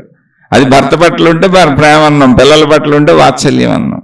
ఏదైనా మానసిక చర్య ఎక్కడి నుంచి తీసి అక్కడ పెట్టేవందే కాదు. అది ఉంది, ఇది ఉంది, అన్నింటినీ చక్కగా నడుపుకెళ్ళు ధర్మయుత జీవితం. మధ్యలో ఈ కన్ఫ్యూజన్ వస్తుంది కొంచెం, అంటే ఈ సమన్వయం కుదిరే అంత జ్ఞానం అర్థమయ్యే వరకు ఈ కన్ఫ్యూజన్ ఉంటుంది. ఈ కన్ఫ్యూజన్లో జీవితాలు పాడు చేసుకున్న వాళ్ళు చాలా మంది ఉన్నారు, అర్థం కాక. ఇది అర్థం కాక జీవితాలు పాడు చేసుకున్న వాళ్ళు చాలా మంది ఉన్నారు. దైవం అనగానే, మతం అనగానే, గురువు అనగానే, ఆచార సాంప్రదాయాలు అనగానే వైరాగ్యం అనుకొని మనం ఈ వైరాగ్యపూరిత జీవితం జీవించట్లేదేమో, సరిగ్గా మనకు అసలు వైరాగ్యం కలగలేదేమో అని భావించుకుంటూ తమను తానే ఇబ్బందులు పెట్టుకుంటున్న వాళ్ళు ఉన్నారు, తమ కుటుంబ సభ్యులను ఇబ్బందులు పెడుతున్న వాళ్ళు ఉన్నారు. ఇవన్నీ బయటకు ఎవరో చెప్పుకోరు, అందరిలో ఉన్నాయి, అన్ని చోట్ల ఉన్నాయి. కానీ ఈ విషయాలు బయటకు ఎవరు మాట్లాడతారు, ఎవరు చెబుతారు? ఇవన్నీ వేదికల మీద మాట్లాడరు, ఓపెన్గా ఎవరు చెప్పుకోరు. అంతరంగ సంఘర్షణ జరుగుతూ ఉంటుంది. ఎంతో మంది భార్యాభర్తలు ఈ గొడవలతో ఉన్నవాళ్ళు నాకు తెలుసు, ఎంతో మంది ఇబ్బందులు పడుతున్న వాళ్ళు తెలుసు. భార్యలు కొంచెం డెప్త్కి వెళ్ళిపోయి భర్తలకే కాపురాలు చేయక సహకరించక, భర్తలు కొంచెం డెప్త్కి వెళ్ళిపోయి భార్యలను వదిలిపెట్టి తిరిగేస్తూ ఆ గురువులని, ఆ సంస్థలని, విధానాలని, భార్యలో భర్తలు ఎవరైతే వాళ్ళు ఇబ్బందులు పడుతున్న కుటుంబాలు బోల్డ్ ఉన్నాయి. అసలు ఈ ఇబ్బందులతో, అంటే వైరాగ్యపు ఇబ్బందులతో పాడైపోతున్న జీవితాలు పిల్లలకి కూడా ఎన్నో ఉన్నాయి. ఇప్పుడు ఇవన్నీ బయటకు ఎవరో చెప్పరు, ఎందుకంటే దేవుడు, దేవత, గురువు, అమ్మో బయటకు చెబితే అది పాపమో మహాపాపమో అన్న భావనలో ఉంటారు. కాదు, మీ జీవితాలు సంపూర్ణమైనటువంటి ఆనందంగా గడపడానికి మీకు సహకరించేది ఆధ్యాత్మికత, దేవుడు, దేవత, భక్తి, మతము, గురువు, మార్గము, జ్ఞానము. పూర్ణ జ్ఞానులే కృష్ణ భగవానుని వలె పూర్ణ ఆనందముతో జీవించండి. కృష్ణ భగవానుడికి భగవద్గీత మొట్టమొదటి రోజు నుంచి తెలుసు. అవసరమైన సందర్భంలోనే దాన్ని ఉపయోగించి అవసరార్థం చెప్పారు తప్ప ఆయన అందరితో, తనతో ఎవరు ఎలా ఉంటే అలా ఉన్నారు. శత్రు యుద్ధానికి వస్తే యుద్ధం చేశారు, మిత్రుడు దేవుడు అంటే రక్షించారు, లేదు మిత్రుడు అంటే మిత్రుడు అన్నారు, యద్భావం తద్భవతిగా జీవించారు. భార్యలతో భర్తగా ఉన్నారు, గోపికలతో ఆయన అభిమానించే ఓపికలతో అభిమానించే వాళ్ళగానే ఉన్నారు. యద్భావం తద్భవతి. ఆడుకునే గోపబాలుడితో గోపబాలుడు రాగానే ఉన్నారు. అలాగే మన జీవితం కూడా సాగాలి. ఎప్పుడు అది గుర్తుపెట్టుకోండి. అందుకని మనకి ఇవన్నీ అందించబడినాయి. మిమ్మల్ని మీరు మోసం చేసుకోబాకండి. మీ భావాలను మీరు వైరాగ్యం పేరుతో చంపేసుకోబాకండి. వైరాగ్యం అంటే అది కాదు. వైరాగ్యము అంటే ఏంటంటే దుఃఖరాహిత్య స్థితి, తప్పు చేయకుండా ఉండటం, మంచిగా ఉండటం, సృష్టి నియమాలను అంగీకరించటం. ఇప్పుడు సృష్టి నియమాలను అంగీకరించకుండా, సృష్టి పద్ధతులను అంగీకరించకుండా ఇప్పుడు మరణం తప్పదు. మరణాన్ని అంగీకరించాలంటే ఎప్పుడో వస్తుంది అది. ఆ వచ్చేదాని గురించి ఇప్పటి నుంచే వైరాగ్యం ఎందుకు? ఎప్పుడో చచ్చిపోతాను కదా, ఇప్పటి నుంచే తిండి మానేస్తాను, మానేయం కదా. అది వచ్చినప్పుడు వస్తుంది. ఇప్పుడు ఎలా బతకాలి అలా హాయిగా బతుకుతాం, ఆనందంగా బతుకుతాం, సకుటుంబ సపరివార సమేతంగా సుఖ సంతోషాలతో ఆనందంగా బతుకుతాం. ఈ మధ్యలో ఏంటంటే ఈ సమన్వయం కుదుర్చుకునే లోపల, అంటే కొంచెం సంపూర్ణ జ్ఞానం వస్తే తప్ప ఈ సమన్వయం రాదు. ఈ సమన్వయం కుదుర్చుకునే లోపల ఘర్షణ వస్తూ ఉంటుంది. అంత ఈజీ కాదు సమన్వయం. అది ఒక పెద్ద తపస్సు. మనసు అటర్న పోద్ది, పూర్తిగా అటర్న పోద్ది. అంటే మనసు లక్షణం ఏంటంటే, మనిషి లక్షణం ఏంటంటే ఎస్ అన్న అంటాడు, నో అన్న అంటాడు. ఏదో 2 స్టేట్మెంట్లు ఇవ్వగలడు. అయితే ఎస్ అని ఇటు వెళ్ళిపోగలడు, లేదా నో అని అటు వెళ్ళిపోగలడు. కాదు, ఎస్కి నోకి మధ్యలో ఉండు. ఎప్పుడు మధ్యలోనే ఉంటాం మనం. ఆ సందర్భాన్ని బట్టి ఎస్ అనాలి, ఆ సందర్భాన్ని బట్టి నో అనాలి. కానీ మళ్ళీ ఎప్పుడు మధ్యలోకి వచ్చేస్తూ ఉండాలి. అలా జీవితంలో ఎప్పుడు ఏది చేయాలో అది చేసుకుంటూ వెళ్ళిపోతూ ఉండాలి. ఆ ధర్మాలు పాటించుకుంటూ వెళ్ళిపోతూ ఉండాలి. అన్ని ధర్మాలే. భార్య భర్తతో కలిసి ఉండటం భార్య ధర్మం. భర్తకు చేయవలసినవన్నీ చేయటం భార్య ధర్మం. భార్యకు చేయవలసినవన్నీ చేయటం భర్త ధర్మం. తల్లిదండ్రులకు చేయవలసినవన్నీ చేయటం పిల్లల ధర్మం. పిల్లలకు చేయవలసినవన్నీ చేయటం తల్లిదండ్రుల ధర్మం. ఈ ధర్మాలు, బాధ్యతలన్నా ధర్మాలన్నా వాటిని పాటించమని చెబుతుంది ఆధ్యాత్మికత. వదిలేయమని ఎప్పుడు చెప్పదు అసలు. వాటిని ఇంకా బాగా ఎలా పాటించాలి, ఇంకా చక్కగా ఎలా పాటించాలి, ఇంకా ఆనందంగా ఎలా జీవించాలి, ఇలా చెబుతూ అనంత ఆత్మజ్ఞానం వరకు వెళ్ళమని చెబుతుంది. నువ్వు శరీరంతో పరిమితత్వంతో ఆగిపోవో, నీ సంపూర్ణతను తెలుసుకో అని చెబుతుంది. అలా ఆనందంలో హాయిగా సంపూర్ణత్వం వైపు సాగాలి. మీకు అర్థమవుతుంది అని అనుకుంటున్నాను. అర్థం కాకపోతే ఇంకా బోల్డ్ ఉదాహరణలు చెప్పగలను. అంటే ఇవి వేదికల మీద ఎవరు చెప్పరు. వచ్చిన ప్రాబ్లమ్స్ అవి బుక్స్లో ఎవరు రాయరు. మీరు కాపురాలు చేసుకోండి, మీరు శుభ్రంగా ఉండండి, మీరు చక్కగా తినండి, మీ పిల్లలతో చక్కగా ఉండండి, అవి రాయరు. దైవీ భావాలు, దైవీ సాధనలు గొప్పగా చెప్పబడితే అవి రాస్తారు. అలాగే మహాత్ములు ఎవరైనా సరే వాళ్ళ జీవితాలలో విశేషమైన విషయాలే రాస్తారు తప్ప సహజ రోజువారీ విషయాలు రాయరు. ఎందుకని సహజత్వం ఎప్పుడు అందరికీ కామన్గా ఉండేదే అని. కానీ ఆ కామనాలిటీ ఎదుటోళ్ళకి లేదనుకుంటాం మనం. దానికి దూరపు కొండలు నునుపు. అందరిలో ఉండే కామనాలిటీ ఒకటేనే. దాన్ని కొంచెం జ్ఞాన అన్వయాన్ని జీవితంలో కుదుర్చుకోవడానికి టైం పడుతుంది. అది కొంచెం కష్టమేను. ఏం పెద్ద ట్రాన్స్ఫర్మేషన్లు అయిపోతుంది ఏమీ లేదు. ఎవరెవరో చెప్పిన ఏ శక్తులు, అతీత శక్తులు అవన్నీ నమ్మబాకండి. జస్ట్ మనం శరీరం అన్న భావనలో జీవిస్తున్నాం. అది ఆ భావన నిజమేను. కానీ శరీరం శిథిలమైపోయినా శరీరానికి ఆధారంగా ఉన్న ప్రాణశక్తికి శిథిలత్వం లేదు, నశింపు లేదు. అదే అనంతాత్మశక్తి. అది మన స్వరూపమే. అది మనకు తెలియదు, ఇప్పుడు తెలుసుకుంటున్నాం. ఇంత కొత్తగా మారేది ఏమీ లేదు. శరీరపరమైన జీవితం అలాగే ఉంటుంది. కుటుంబ జీవితాలు పాడు చేసుకోకుండా, ఆర్థిక స్థితిగతులు పాడు చేసుకోకుండా, మీకు మీరే అండ, మీకు మీ కుటుంబ సభ్యులే అండ. భౌతికంలో ఎప్పుడు ఇలాగే సాగుతుంది. ఆధ్యాత్మికంలో భగవంతుడు అండ, గురువు అండ అనేది మానసికమైన విషయం. మానసిక జీవితం ఎప్పుడు భక్తి జీవితం అలాగే సాగుతుంది. జ్ఞానపరమైనటువంటి అనంత ఆత్మజ్ఞానంలో అసలు ఆత్మశక్తిని నేనే, అనంత ఆత్మశక్తిని నేనే అనేటువంటి జ్ఞానపరమైన జీవితం అలాగే సాగుతుంది. ఇవన్నీ కలుపుకొని అన్వయించుకొని జీవించాలి. ఇప్పుడు 3 స్థితులు మనకున్నాయి. ఈ అన్వయం కొంచెం కష్టంగా ఉంటుంది. అది ముందుకు వెళ్ళగా అలవాటు అవుతుంది. అలవాటు అయ్యే లోపల ఇలా ఉంటుంది. దీన్ని అర్థం చేసుకుని ముందు భౌతిక జీవితం పాడు చేసుకోకండి. నేను అనేక శీర్షికలు చెబుతా ఉంటా. కుటుంబ జీవితం చక్కగా చూసుకోండి, ఆర్థిక జీవితం అంటే డబ్బు ధనపరమైన విషయాలు చక్కగా చూసుకోండి, సామాజిక పరమైన విషయాలు చక్కగా చూసుకోండి. ఏది పాడు చేసుకోబాకండి. అన్నింటినీ జాగ్రత్తగా గమనించుకుంటూ కొంత సమయం మిగిల్చుకొని, ఆ కొంత మిగిల్చుకున్న సమయంలో ఒక అరగంటో గంటో, కేవలం అంత సమయం చాలు, 1 గంట పోయిన 2 గంటలు మీకు కుదిరిన దాన్ని బట్టి మిగిల్చుకొని దాన్ని జ్ఞానానికి కేటాయించండి. కుటుంబ జీవితాన్ని మాత్రం పాడు చేసుకోకండి. అలా కుటుంబ జీవితం బాగుంది, అద్భుతంగా ఉంది, మాకు అన్ని ఏర్పాట్లు ఉన్నాయి, మేము 2 గంటలు కాదు 5 గంటలు కేటాయించగలం, 10 గంటలు కేటాయించగలం అనేటువంటి స్థితిలో మీరు ఉండుంటే, మీకు అన్ని వసతులు వనరులు ఉండుంటే అప్పుడు మీరు ఎక్కువ సమయం కేటాయించుకోండి. అంతేగాని కుటుంబ జీవితాన్ని పాడు చేసుకొని, శరీర జీవితాన్ని పాడు చేసుకొని, సమాజ జీవితాన్ని పాడు చేసుకొని, ఆర్థిక జీవితాన్ని పాడు చేసుకున్న ఎవరూ ఆత్మజ్ఞానాన్ని పొందలేరు. ఎందుకనంటే ఇది బాగుంటే మనసు బాగుంటుంది, హాయిగా ఉంటుంది, ప్రశాంతంగా ఉంటుంది, అప్పుడు అజ్ఞానం అర్థమవుతుంది. ఇక్కడ ఇదంతా పాడైపోయి మానసిక శారీరక అనారోగ్యాలకి బాధలకి గురైపోయి భావాలన్నీ చెదిరిపోతుంటే అసలు నిలకడ ఎక్కడ వస్తుంది మన జ్ఞానం తెలుసుకోవటానికి? ఇది వినాలన్నా నిలకడ ఉండాలి, ప్రశాంతత ఉండాలి, కొంచెం సాధన చేసుకోవాలి, కూర్చోవాలి ప్రశాంతంగా అన్నా, మనో నిలకడ ఉండాలి, మనో స్థిరత ఉండాలి. అన్నీ బాగుంటేనే అది స్థిరంగా ఉంటుంది. కాబట్టి ముందు అన్నీ బాగుండేలా ధర్మంగా మంచిగా జీవించండి. ఇంకా ఏమైనా మీకు సందేహాలు ఉంటే మళ్ళీ అడగండి, తప్పకుండా చెప్పుకుందాం, మాట్లాడుకుందాం. ఇది విశ్లేషణ మాత్రమే. నా విశ్లేషణ అర్థమయ్యి నచ్చిన వాళ్ళు మీ జీవితంలో ఆచరించుకోండి. ఏమైనా సందేహాలు వస్తే అడగండి. నచ్చని వాళ్ళు దయచేసి నన్ను క్షమించి, ఒక సామాన్య మానవుడని, ఏదో సామాన్య మానవుడిగా నేను కూడా ప్రయత్నించుకుంటున్నాను కొంచెం మంచిగా బతుకుదామని, నా మిడిమిడి జ్ఞానంతో, ఏదో సామాన్య జ్ఞానంతో, నా దగ్గర అంత జ్ఞానం ఏం లేదు, అది సామాన్యుడిని, ఏదో ఈ కొద్ది మాటలు మాట్లాడుతున్నాను. మీకేమైనా తప్పులుగా అనిపించినా నచ్చకపోయినా దయచేసి నన్ను క్షమించి వదిలేసి మీ మార్గాల్లో మీరు హాయిగా సాగిపోండి. శుభమస్తు. మీకు మీ కుటుంబ సభ్యులకు మేలు చేకూరుగాక. మరలా మరొక కొత్త శీర్షికతో కలుసుకుందాం.